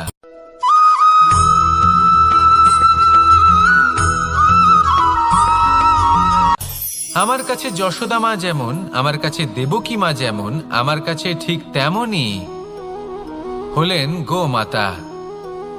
এবার ভেবে দেখার বিষয় হলো এটা, যে এই সংসারে অসংখ্য প্রাণী আছে। একজন গাইকে একজন মায়ের মর্যাদা কেন দেওয়া হয়? তাহলে এর অনেকগুলো কারণ আছে। এই গাই অর্থাৎ গোমাতা, এনারা হলেন অত্যন্ত শান্ত, শান্তিপ্রিয়, কখনো কারোর কোনো ক্ষতি করতেই পারেন না। গোমাতা যে দুধ নিজের বাছুরকে পান করান সেই দুধই আমাদেরও দেন। সেই দুধ পান করে আমরা শক্তি লাভ করি। এই দুধ থেকে আমরা মাখন, ঘি, পায়েস, এইসব সুস্বাদু খাবার লাভ করি। গোমাতার গোবর আমাদের জ্বালানি হিসেবে সাহায্য করে, যার ফলে খুব কম সংখ্যক কাঠ ব্যবহার করা যায় এবং বেশিরভাগ জঙ্গল সুরক্ষিত থাকে। গোমাতার গোমূত্র, সেটাও আমাদের কাছে লাভজনক। এর দ্বারা আমরা অনেক রোগ থেকে মুক্তি লাভ করতে পারি। গোমাতা যখন একটি বাছুরকে জন্ম দেন তখন সেই বড় হয়ে আমাদের ক্ষেত কর্ষণ করে। সেই জন্য গাইকেও জীবনে মায়ের মর্যাদা দেবেন। যতটা সম্ভব তাকে সেবা করুন এবং ভালোবেসে তাকে পালন করুন। এই মন নিজে থেকেই প্রসন্ন হয়ে বলবে, রাধা রাধা।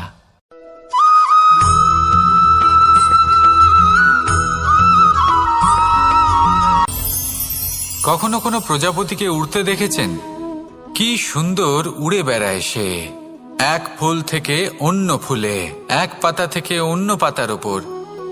কিন্তু সে কিভাবে উড়তে শেখে কখনো ভেবেছেন? জন্ম থেকেই কিন্তু প্রজাপতির ডানা থাকে না।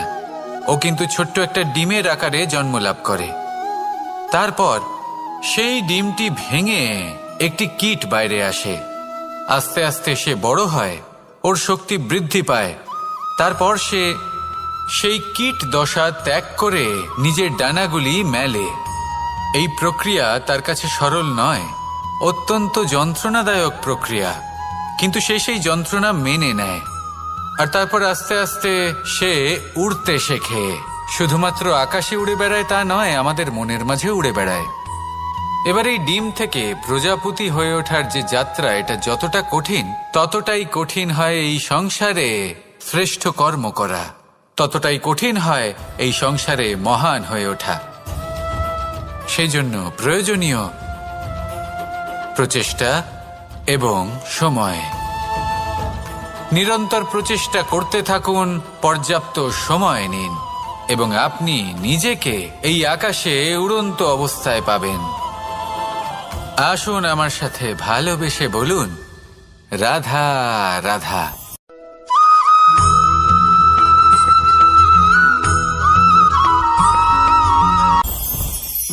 মুঠো হাতের শক্তি বেশি, মুঠো খুললেই তা দুর্বল। তা এমন কি থাকা উচিত এই বন্ধ মুঠোয় যা লাখের সমান? মানসিকতা এবং স্বপ্ন।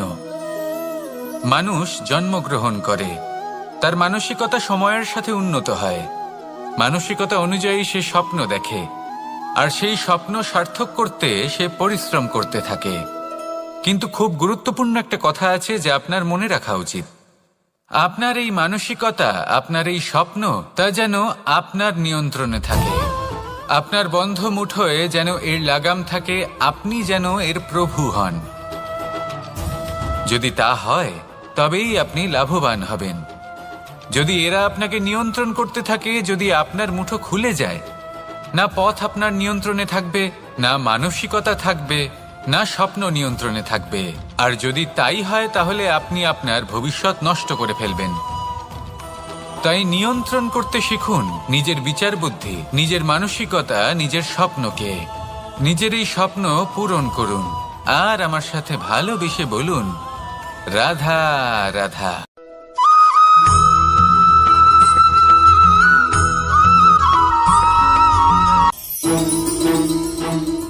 রাধা রাধা। আপনারা হয়তো ভাবছেন কি আশ্চর্য ব্যাপার, প্রত্যেকবার আমি কথা শেষ হওয়ার পরে রাধা রাধা বলি। এইবার আমি আগেই বলে দিলাম। কারণটা কি? কারণ হলো অত্যন্ত বিশেষ। প্রত্যেকবার কথা সমাপ্ত হবার পরে আপনাদের সবার মধ্যে ভালোবাসা বিতরণ করতে চাই, তাই রাধা রাধা বলি। কিন্তু এইবার এই নতুন এবং বিশেষ সূত্রপাতে প্রথমে প্রেম বিতরণ করা অত্যন্ত আবশ্যক। এবার একটা বিষয় আছে যা জানেন হয়তো সকলেই, কিন্তু বুঝতে খুব কম জন পারেন। এই প্রেম, এই আনন্দ, এই সকল কিছুর সূত্রপাত হয় নিঃস্বার্থ আবেগের দ্বারা। ঠিক যেমন একজন মাতাকেই দেখে নিন। যখনই একজন মাতা সন্তানকে জন্ম দেন, তখন এই সংসার ভুলে যায় যে তার জন্য এটা একটা নতুন জন্ম। কারণ একজন নারী তখন একজন মাতৃরূপে নতুন ভাবে জন্ম নেন। একজন নারী স্ত্রী ও গৃহবধূ রূপে কিছু অধিকার লাভ করে থাকেন, কিন্তু তিনি যখন মা হয়ে যান, তখন তিনি শুধুই দান করতে শেখেন। নিজের সন্তানের জন্য কত কিছুই না করেন। তাকে বাৎসল্যের সাগরে ভাসিয়ে নিয়ে যান। এই সংসারে রাজকুমার জন্ম নিতেই পারেন। তাকে রাম এবং লক্ষণ কিন্তু মায়েরাই বানিয়ে তোলেন। একজন গোয়ালা জন্ম নেয়, তাকে দ্বারকাধীশ একজন মাই বানিয়ে তোলেন। পিতা হলেন সেই পর্বত যার একটা অংশ হলো তার সন্তান, কিন্তু মা হলেন সেই শিল্পী যিনি একটা পাথরকে খোদাই করে এমন এক মূর্তি গড়ে তোলেন যাকে সকলে পূজনীয় মনে করেন। তাহলে স্মরণ করুন সেই সকল মুহূর্ত যেগুলি আপনি নিজের মাতার সাথে অতিবাহিত করেছেন। অনুভব করতে পারবেন যে কিভাবে এক মুহূর্তেই এই মন প্রফুল্ল হয়ে ওঠে। এবারের কারণ কি? এর কারণ হলো এই জীবনের আসল দ্বারই হলো মমতা।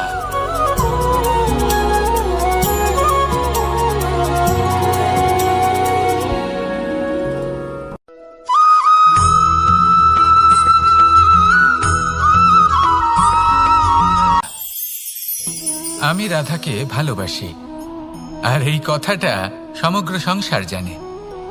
আর সময় অন্তরে লীলার দ্বারা, বিভিন্ন ঘটনা দ্বারা, কর্মের দ্বারা আমি নিজের এই ভালোবাসা রাধার সামনে প্রকাশ করি।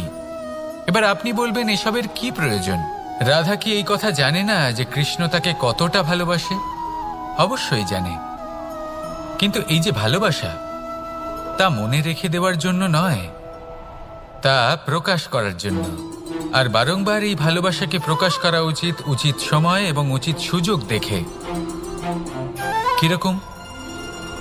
এবার যদি আপনি প্রেমীর সাথে কোনো উৎসবে থাকেন, তাহলে তার সাথে নৃত্য সঙ্গীত করুন। যদি ভিড়ের মাঝে থাকেন, তখন প্রেমীকে সম্মান করুন, একান্তে প্রসাধন করুন।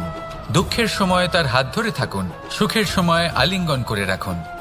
এই প্রেম যত প্রকাশ করবেন, ততই এই প্রেমের বৃদ্ধি হবে।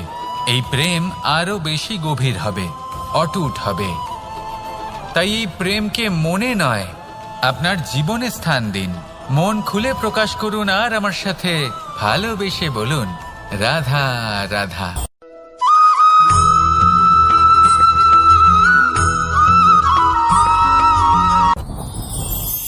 যত শক্তিশালী এই মন, তত শক্তিশালী এই শরীরও।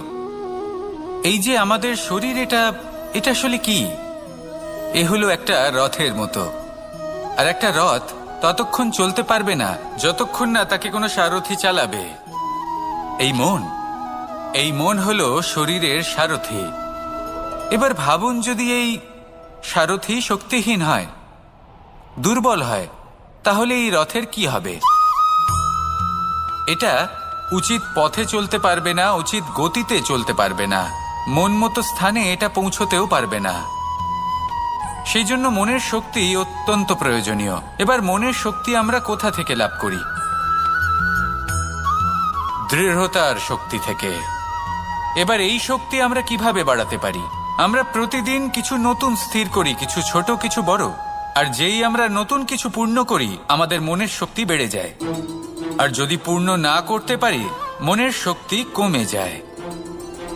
একটা দেওয়ালের মতো ছোট ছোট ছোট ছোট শিলা আমরা একটার পর একটা স্থাপন করে একটা দেওয়াল তৈরি করি। এতগুলো পাথর যখন একত্রিত হয়ে যায়, তখন এমন এক দেওয়াল তৈরি হয় যাকে ভাঙা প্রায় অসম্ভব হয়ে দাঁড়ায়। সেরকমই হয় মন এবং দৃঢ়তা। ছোট ছোট কাজ করে নিজের লক্ষ্য পূর্ণ করুন। এই লক্ষ্য যদি পূর্ণ হয়, তবে মনের শক্তি বাড়বে। কিছুটা এইভাবে যে যত বড়ই বিপদ আসুক না কেন, সেই বিপদ নিজে হার মেনে নেবে, কিন্তু আপনার মন ততটাই শক্তিশালী থাকবে। তাই মনের শক্তি বাড়াতে থাকুন, যাতে আপনি উচিত পথে চলতে পারেন, উচিত গতিতে চলেন, আর মনোবাঞ্ছিত স্থানে পৌঁছতে পারেন। তবেই এই মন প্রসন্ন হয়ে বলবে, রাধা রাধা।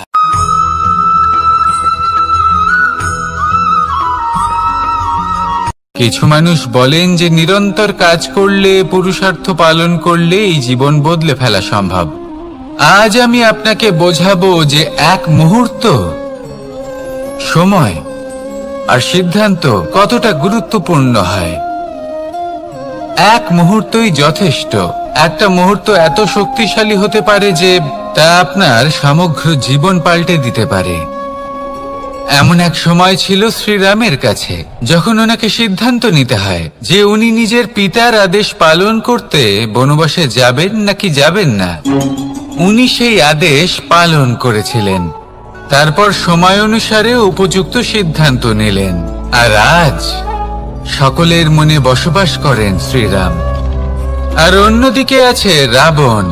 ওনার কাছে একটা সময় ছিল, একটা সুযোগ ছিল নিজের প্রারব্ধকে শুভ করে তোলার। উনি ভুল করলেন আর মৃত্যু লাভ করলেন। নির্বাচন সবসময় আপনার হাতে, শুধু আপনাকে সময়কে বুঝতে হবে, সেই মুহূর্তকে বুঝতে হবে আর উচিত সিদ্ধান্ত নিতে হবে, ব্যাস।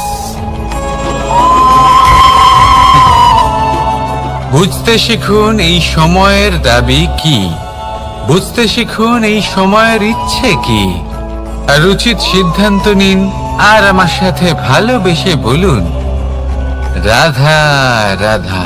জ্ঞান এবং অহংকার, এই দুইয়ের মধ্যে সম্পর্ক কোথায়? সম্পর্ক ঠিক সেরকম যেরকম হাত এবং কাঁকনের, যেমন চোখ এবং দৃষ্টির সম্পর্ক। এবার আপনি বলবেন, এ আমি কি বলছি?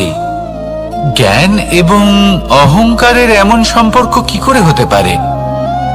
দেখুন, যে ব্যক্তি জ্ঞানী, যার কাছে জ্ঞান রয়েছে এবং তিনি জানেন যে তার কাছে জ্ঞান রয়েছে, তার মধ্যে নিজে থেকেই অহংবোধ জাগ্রত হয়। খুব কম সংখ্যক এমন জ্ঞানী ব্যক্তি আছেন যারা নিজেদের অহংকারের বিষয়ে আঁচ করতে পারেন। প্রকৃত জ্ঞানী হলেন তিনি, যিনি নিজের জ্ঞানের সদ্ব্যবহার করে অহংকারকে দূর করেন। উচিত সময় বুঝে যান, নিজের অন্তর যাচাই করে এই বিষয়টা দেখেন যে তার অন্তরে অহংবোধ জাগ্রত হচ্ছে এবং নিজেকে সেখানেই থামিয়ে দেন, যাতে অহংকারের পথে তিনি অগ্রসর না হয়ে যান। এই অহংকার কখন উচিত, কখন অনুচিত, কখন প্রয়োগ করা উচিত, উচিত নয়, কখন বাধা দেওয়া উচিত, এটা শেখা অত্যন্ত প্রয়োজনীয়। আর যদি এটা আপনি শিখতে পারেন, তাহলে আপনি একজন জ্ঞানীও হয়ে উঠবেন এবং সুখীও থাকবেন। তাই মনে রাখবেন, এই জ্ঞান নিয়ে কখনোই অহংকার করবেন না, বরং সবসময় নিজের অহংবোধের বিষয়ে প্রকৃত ধারণা রাখবেন। আসুন আমার সাথে ভালোবেসে বলুন, রাধা রাধা। আমাদের জীবনে 7 ধরনের সুখ আছে, আর সেগুলো লাভ করার জন্য আমরা অত্যন্ত প্রচেষ্টা করি। কিন্তু কোনো প্রচেষ্টা করার পূর্বে তা কিভাবে করব সেটা বোঝা খুব প্রয়োজন, আর সেখানেই আমরা ভুল করে থাকি। যে কাজটা আমাদের পরে করা উচিত, সেটাই আমরা আগে করে বসি। আপনাকে স্পষ্ট করে বোঝাই, প্রত্যেক সুখের সাথে 2টি ক্রিয়া জড়িত থাকে। এবার যখন আমরা ধনের কথা বলি, তখনও 2টি ক্রিয়া জুড়ে থাকে। প্রথম ক্রিয়া হলো ধন অর্জন করা, দ্বিতীয় ক্রিয়া হলো ধনের ব্যবহার করা। আর জীবনে ধনের ব্যবহার করার পূর্বে ধন কিভাবে অর্জন করতে হয় তা শেখা অত্যন্ত প্রয়োজনীয়। আমরা মন্দিরে যাই, ভগবানের আরাধনা করি, তার জন্য পুজো করি, ওনাকে প্রসন্ন করতে চাই, কিন্তু তার আগে ভগবানের ওপর আস্থা রাখা প্রয়োজনীয়। যদি আপনার অটল বিশ্বাস থাকে, তবেই আপনি প্রকৃত ভক্ত হয়ে উঠতে পারবেন। এবার যদি আপনি বক্তা হয়ে থাকেন, শ্রেষ্ঠ বক্তা হতে চান, এই সংসারের সামনে নিজের বক্তব্য রাখতে চান, তাহলে কথা বলার পূর্বে কথা শুনতে শিখুন। তবেই আপনি একজন শ্রেষ্ঠ বক্তা হয়ে উঠতে পারবেন। জীবনে সম্পর্ক স্থাপন করার আগে সম্পর্ক বজায় রাখতে শিখুন, তবেই আপনি একজন প্রকৃত সাথী হয়ে উঠবেন। জীবনে পরাজয় মানার পূর্বে বিজয়ী হওয়ার চেষ্টা কিভাবে করতে হয় সেটা শিখুন, তবেই আপনি একজন নিপুণ ব্যক্তি হয়ে উঠবেন। অন্তিম এবং সবথেকে গুরুত্বপূর্ণ কথা, জীবনে ভালোবাসা লাভ করার পূর্বে ভালোবাসা প্রদান করতে শিখুন, তবেই আপনি একজন প্রকৃত প্রেমী হয়ে উঠবেন। আসুন আমার সাথে ভালোবেসে বলুন, রাধা রাধা। এই সংসারের সবথেকে বড় যুদ্ধ কোনটা? দেব-অসুরের যুদ্ধ, যা অনেক বছর ধরে চলেছিল, নাকি রাম রাবণের যুদ্ধ, নাকি মহাভারত? না, সংসারের সবথেকে বড় যুদ্ধ হলো সেইটা যা নিজের সাথে লড়া হয়, নিজের মনের সাথে লড়া হয়, নিজের অন্তরের সাথে লড়া হয়। এটাই সব থেকে বড় যুদ্ধ। এবার নিজেই দেখুন আপনার সব থেকে বড় শত্রুকে। আপনার স্বার্থ, আপনার কামনাগুলি, আপনার অহংকারগুলি, যা আপনাকেই নষ্ট করে দেয়।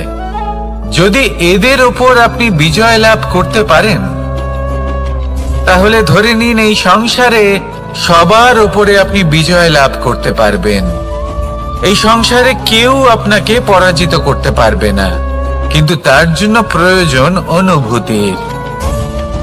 অনুভূতি ভালোবাসার, অনুভূতি অনুপ্রেরণার। যে ব্যক্তি ভালোবাসতে পারেন এবং প্রেরণা দিতে পারেন, তিনি চিরকাল জয় লাভ করতে পারেন। নিজের কাছে ভালোবাসার এক অস্ত্র রাখুন আর প্রেরণার এক ঢাল। জীবনে কেউ আপনাকে পরাজিত করতে পারবে না। আসুন আর আমার সাথে ভালোবেসে বলুন, রাধা রাধা। সৌন্দর্য। মানুষ নিজের সৌন্দর্যের বিষয়ে কতটা ভাবে, চায় যে সে সব থেকে বেশি রূপবান হবে, সব থেকে বেশি সুন্দর হবে। কিন্তু সৌন্দর্যের পরিভাষা কি তা কি সে জানে? কোনো মাকে জিজ্ঞেস করুন, ওনার জন্য সৌন্দর্যের পরিভাষা ওনার সন্তান। কোনো ভক্তকে জিজ্ঞেস করুন, ওনার জন্য সৌন্দর্যের পরিভাষা ওনার ভগবান। শ্রীরামকে জিজ্ঞেস করুন, ওনার জন্য সৌন্দর্যের পরিভাষা হলো হনুমান। ভাঙা হানু, ফুলে যাওয়া মুখ, দেখতে গেলে উনি বানর, লম্বা লেজ, এত নিরীহ যে ওনাকে অমূল্য মালা দিলে সেটা ছিঁড়ে তার ভেতরে শ্রীরামকে খুঁজছিলেন। কিন্তু ওনার ভাবনা কত সুন্দর। উনি এটা বিশ্বাস করেন যে সংসারের যতই মূল্যবান জিনিস দিয়ে এই মালা তৈরি করা হোক না কেন, যদি এর মধ্যে শ্রীরাম না থাকেন, তাহলে এর মধ্যে কোনো অর্থ নেই। সৌন্দর্য রূপে নয়, ভাবনায় নিহিত থাকে। যদি আপনি সৌন্দর্য প্রাপ্ত করতে চান, তাহলে তা কর্মে নিয়ে আসুন, ভাবনায় এবং বিচারে নিয়ে আসুন। এই সৌন্দর্য আপনার সাথেই থাকবে। যদি আপনি সৌন্দর্যকে রূপের মধ্যে খোঁজেন, তাহলে কিছুক্ষণের জন্য পাবেন। সেই সৌন্দর্য সময়ের সাথে হারিয়ে যাবে। সৌন্দর্য যদি পেতে চান, খুঁজতেই চান, তাহলে হৃদয় খুঁজুন, কর্মে খুঁজুন। মন প্রসন্ন হয়ে বলবে, রাধা রাধা। এই সংসারে মানুষ জন্মগ্রহণ করেন, বড় হতে থাকেন, পুরুষার্থ লাভ করেন, অর্জন করেন। অর্জন করা আসলে কি? বেশিরভাগ মানুষ বলেন অর্জন করা অর্থাৎ ধন সম্পত্তি অর্জন করা। আর কি অর্জন করা যায়? আর কি লাভ করা যায়? আসল প্রশ্ন হলো এটাই যে কি এমন আছে যা বাস্তব রূপে অর্জন করার যোগ্য। তা হলো ব্যবহার, জ্ঞান এবং সন্তোষ। কেন? কারণ আপনি যখন এই সংসার ছেড়ে চলে যাবেন, তখন আপনার ধন সম্পত্তি আপনাকে বিদায় জানাতে আসবে না। আপনাকে বিদায় জানাতে আসবে আপনার আপনজন, যাদের সাথে আপনার সুসম্পর্ক ছিল। সমগ্র সংসারে সহস্র মানুষ ধন অর্জন করে থাকেন। শ্রেষ্ঠ মানুষ হলেন তিনি যিনি ব্যবহার, জ্ঞান এবং সন্তোষ অর্জন করে থাকেন, একে সকলের মধ্যে বিতরণ করেন। তাই এটাই করুন আর আমার সাথে ভালোবেসে বলুন, রাধা রাধা। সেই কখন থেকে এই পুস্তকটিকে দেখছি, কিন্তু এর থেকে আমি কোনো জ্ঞান লাভ করতেই পারছি না। এবার আপনি বলবেন যে আজ কেমন বিচিত্র কথা বলছি আমি। যদি এই পুস্তক থেকে আমাকে জ্ঞান লাভ করতে হয়, তাহলে শুধুই তাকিয়ে থাকলে হবে না। আমাকে এই পুস্তককে খুলতে হবে, পড়তে হবে, তাকে বুঝতে হবে, তবেই তো জ্ঞান প্রাপ্তি হবে। বড়ই সহজ একটা ব্যাপার, কিন্তু একে যাপন করা অত্যন্ত কঠিন। তাই না? আপনি নিজেকেই দেখে নিন। আপনার কাছে অনেক জ্ঞান রয়েছে। সহজ থেকে সহজতর জ্ঞানের কথা যদি বলি, আপনি এটুকু তো জানেন যে সত্যি কথা বলা ভালো কাজ, দান করা হলো পুণ্যের কাজ। আপনি জানেন যে পরিশ্রম করলে সাফল্য আসবে। এই জ্ঞান তো আমাদের কাছে রয়েছে, এমন অনেক জ্ঞান আমাদের কাছে রয়েছে, কিন্তু আলস্যের কারণে, অবহেলা করে আমরা শুধু এই জ্ঞান প্রয়োগ করতে পারি না, এই জ্ঞান যাপন করতে পারি না, একে আচরণে প্রয়োগ করতে পারি না, সেজন্য দুঃখী হয়ে যাই। তাই আপনার কাছে যা যা জ্ঞান আছে, যা যা জ্ঞান আপনি লাভ করেছেন, সেই জ্ঞান যাপন করা শুরু করুন, জীবনে প্রয়োগ করতে শুরু করুন। এই মন প্রত্যেকটি মুহূর্তে প্রসন্ন থাকবে, আর লক্ষ্য প্রাপ্ত করে এই মন বলবে, রাধা রাধা। একটা জলের ফোঁটাকে ফোঁটা নামে সম্বোধন করা হয়। অনেক ফোঁটা একত্রিত হলে সাগরের রূপ ধারণ করে। শুধু একটা পাতাকে পাতা বলা হয়, অন্য অনেক পাতার সাথে একত্রিত হলে তা গ্রন্থের রূপ ধারণ করে। একটা মাত্র সুতো অন্য সুতোর সাথে মিলিত হলে বস্ত্রের রূপ ধারণ করে। অনেক সংখ্যক ইট একত্রিত হলে মহলের রূপ ধারণ করে। সৈন্যরা একত্রিত হলে সৈন্যদল তৈরি হতে পারে। এটা হলো শক্তি সংগঠনের, এটাই হলো শক্তি একতার।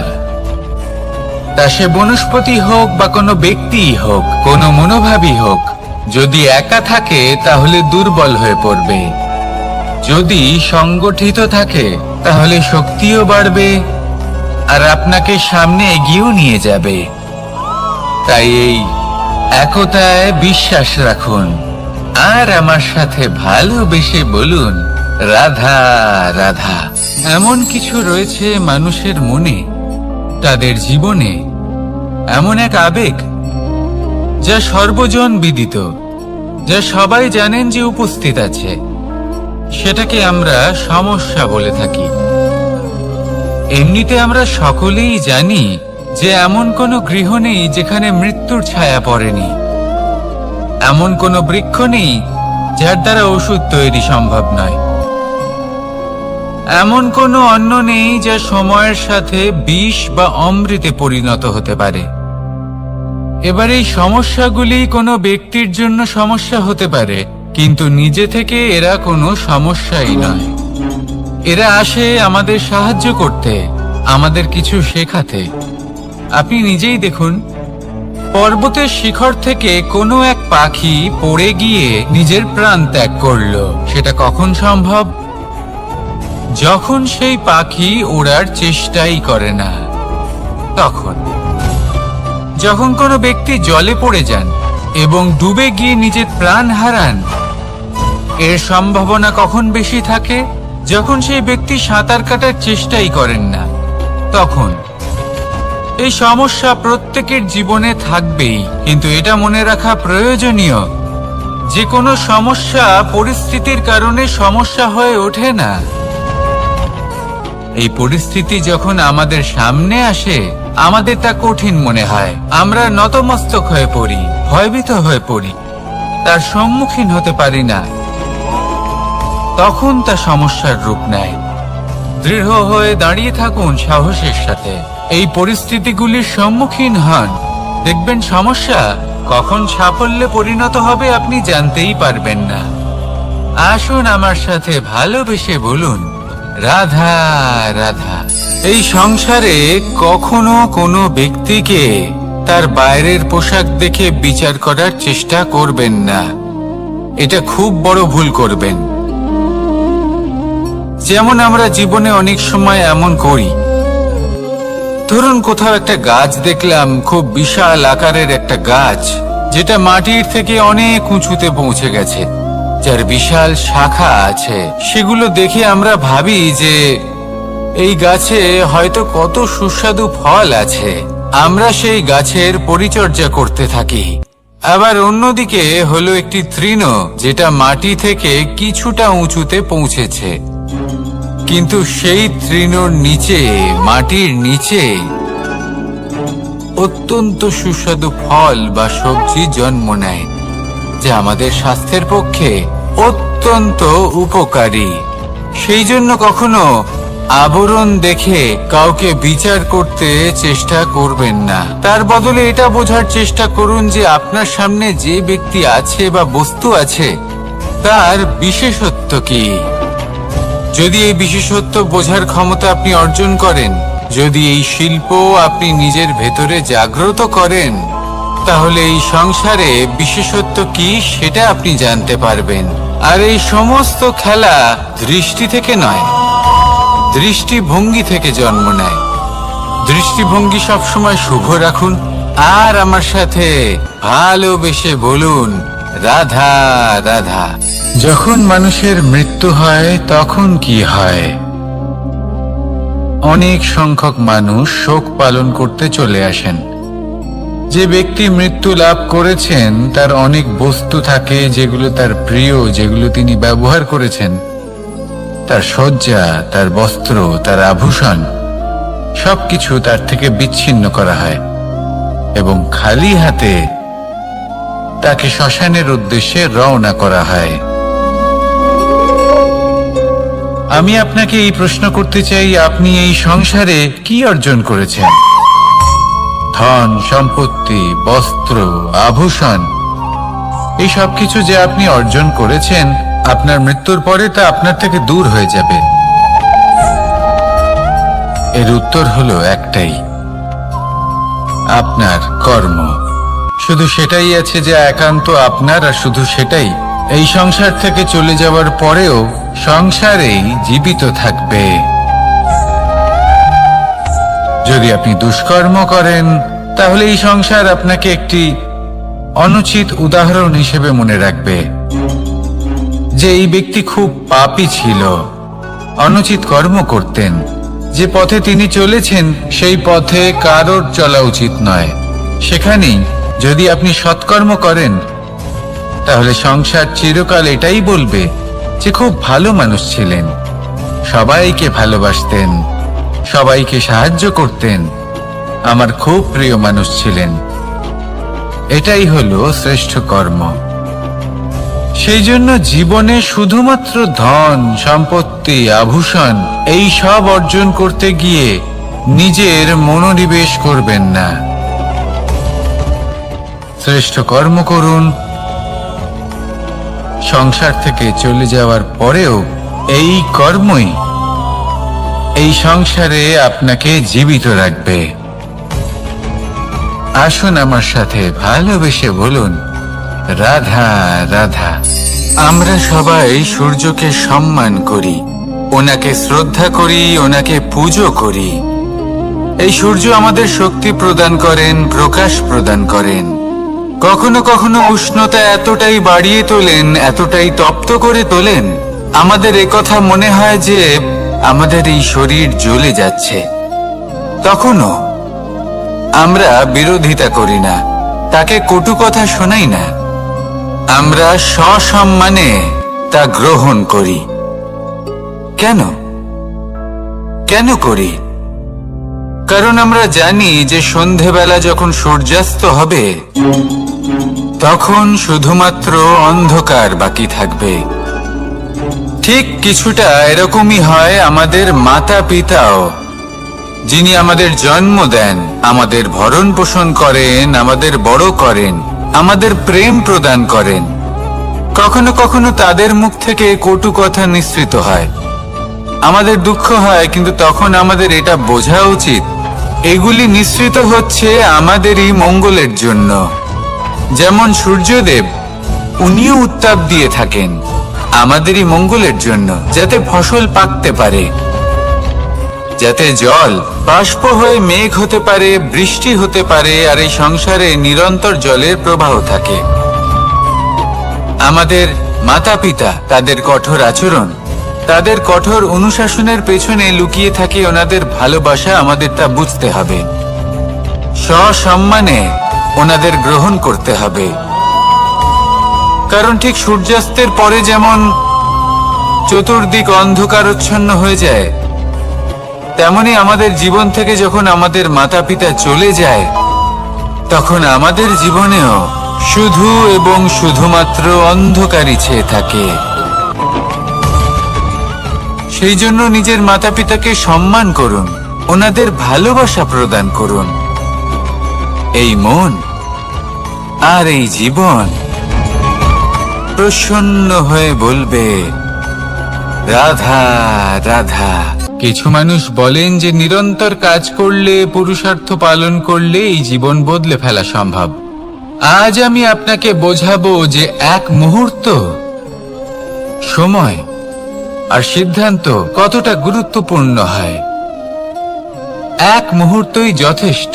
একটা মুহূর্ত এত শক্তিশালী হতে পারে যে তা আপনার সমগ্র জীবন পাল্টে দিতে পারে।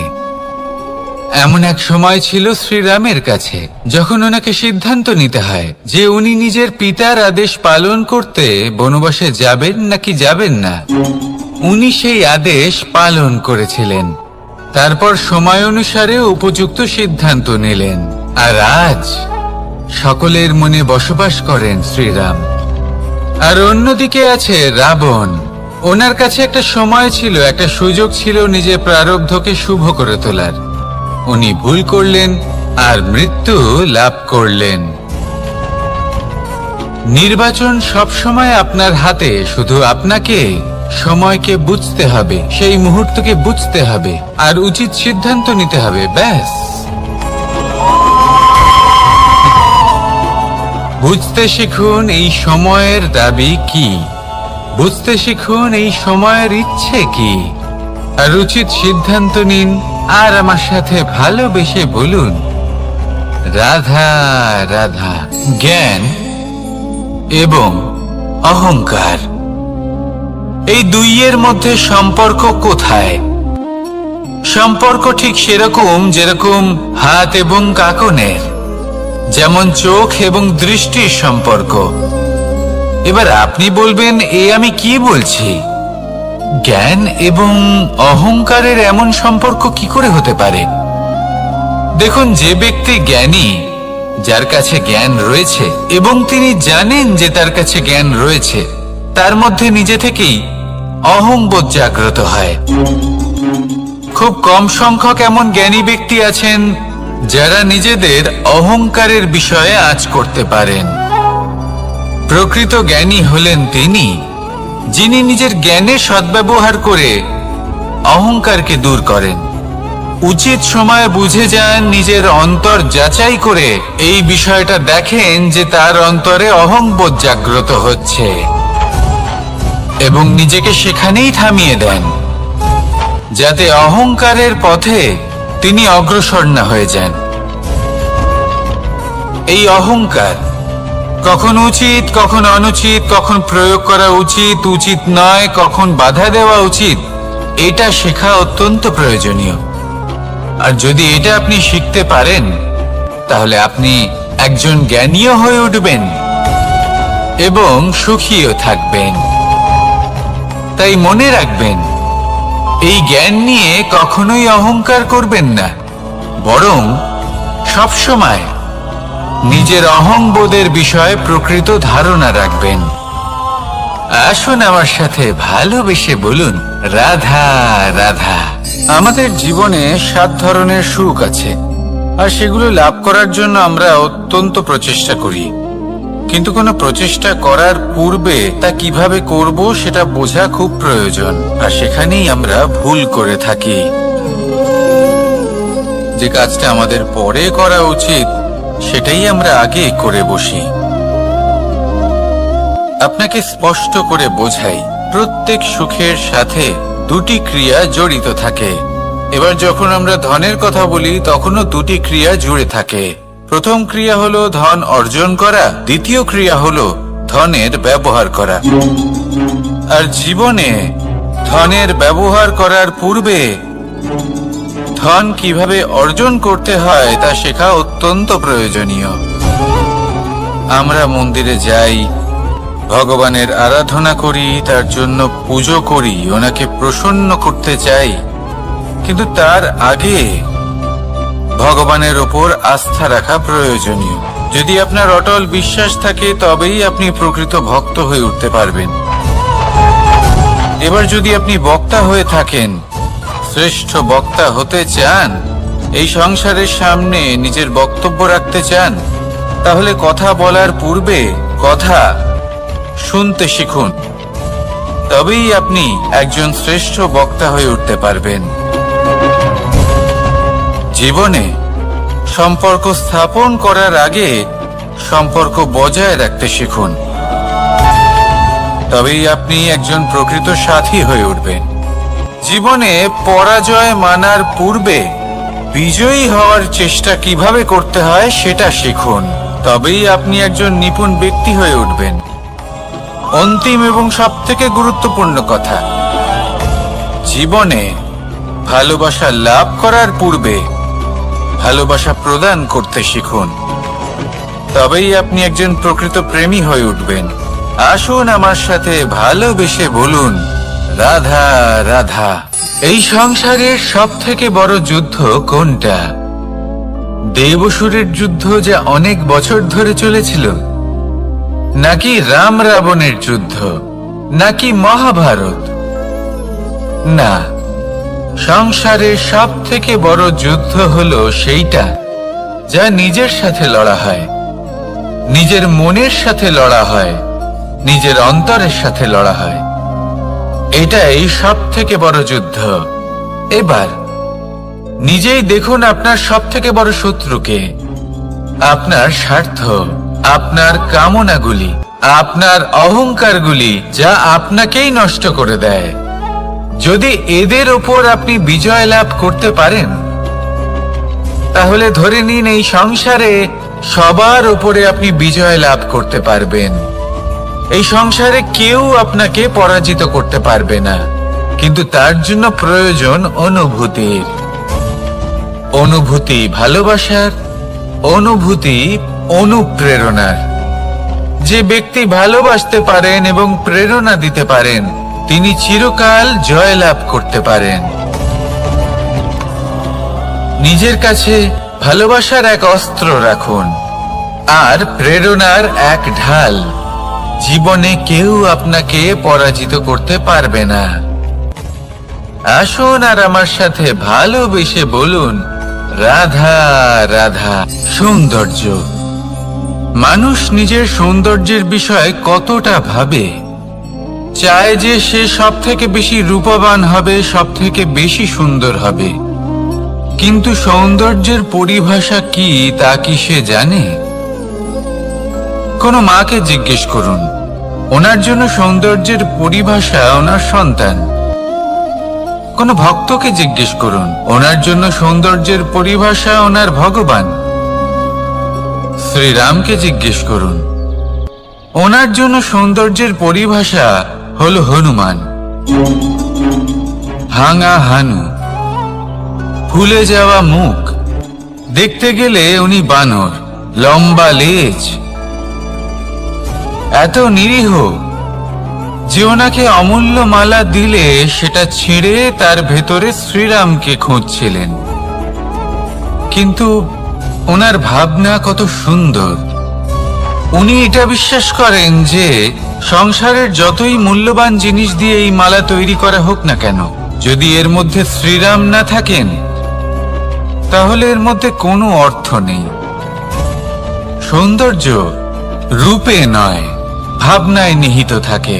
যদি আপনি সৌন্দর্য প্রাপ্ত করতে চান তাহলে তা কর্মে নিয়ে আসুন, ভাবনায় এবং বিচারে নিয়ে আসুন।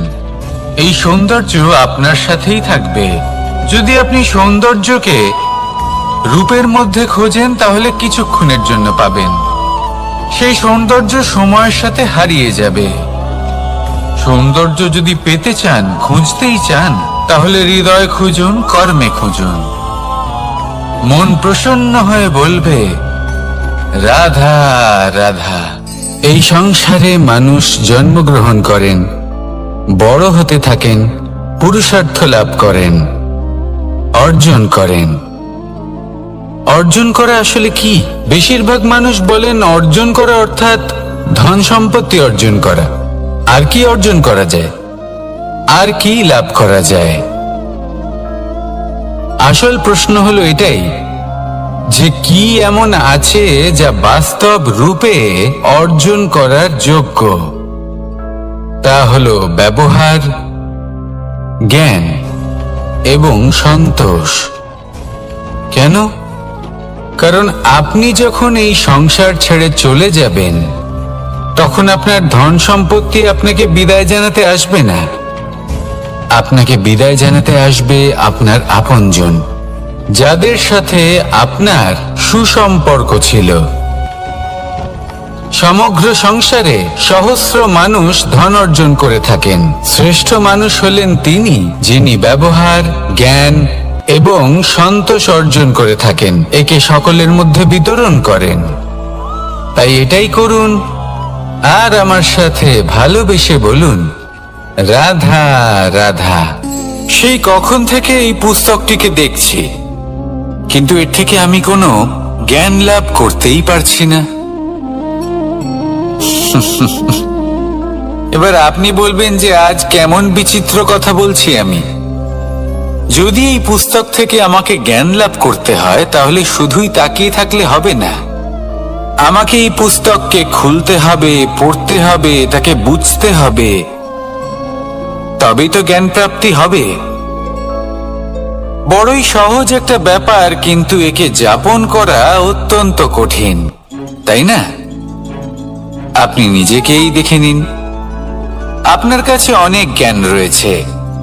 সহজ থেকে সহজতর জ্ঞানের কথা যদি বলি, আপনি এটুকু তো জানেন যে সত্যি কথা বলা ভালো কাজ, দান করা হলো পুণ্যের কাজ।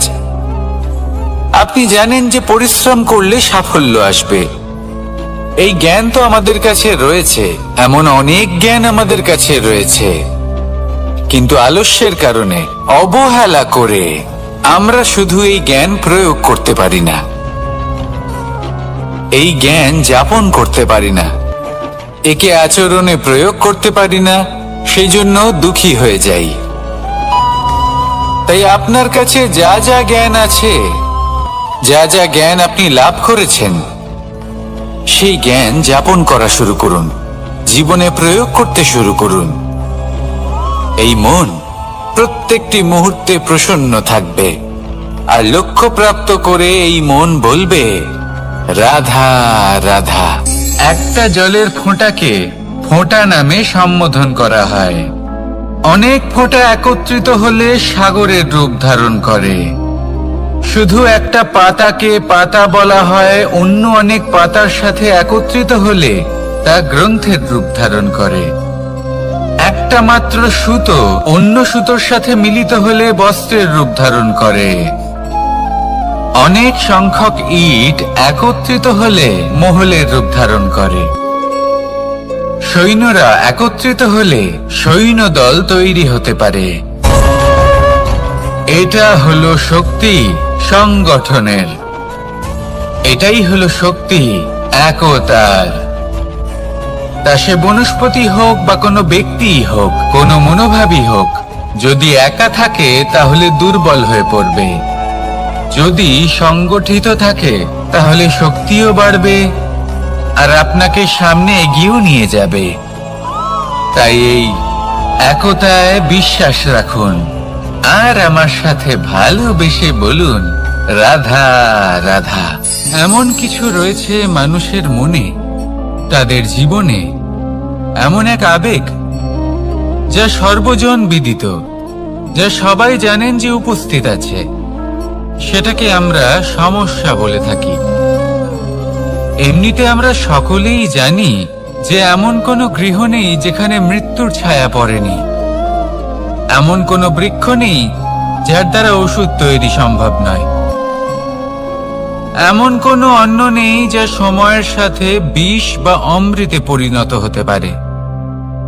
এবার এই সমস্যাগুলি কোনো ব্যক্তির জন্য সমস্যা হতে পারে, কিন্তু নিজে থেকে এরা কোনো সমস্যাই নয়।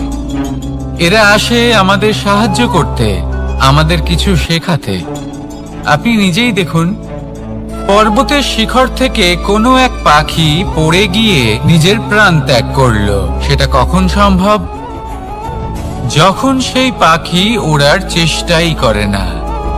তখন যখন কোনো ব্যক্তি জলে পড়ে যান এবং ডুবে গিয়ে নিজের প্রাণ হারান, এর সম্ভাবনা কখন বেশি থাকে?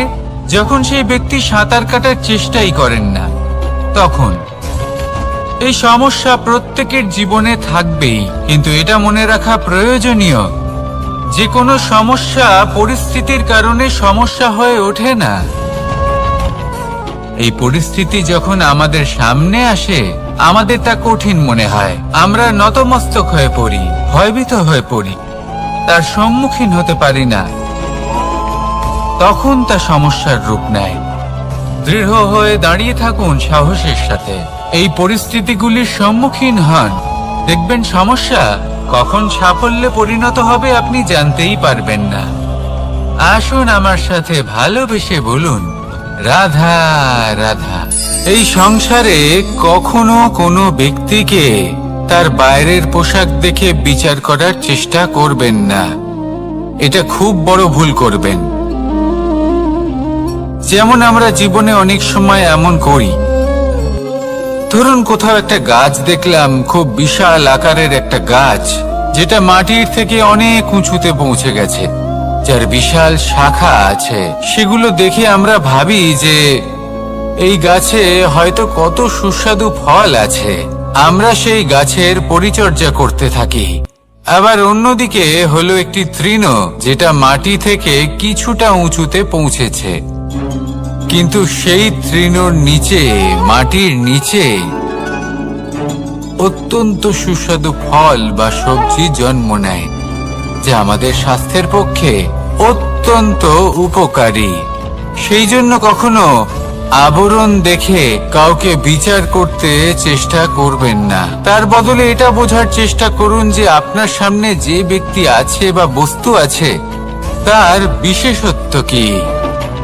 যদি এই বিশেষত্ব বোঝার ক্ষমতা আপনি অর্জন করেন, যদি এই শিল্প আপনি নিজের ভেতরে জাগ্রত করেন, তাহলে এই সংসারে বিশেষত্ব কি সেটা আপনি জানতে পারবেন। আর এই সমস্ত খেলা দৃষ্টি থেকে নয়, দৃষ্টিভঙ্গি থেকে জন্ম নেয়।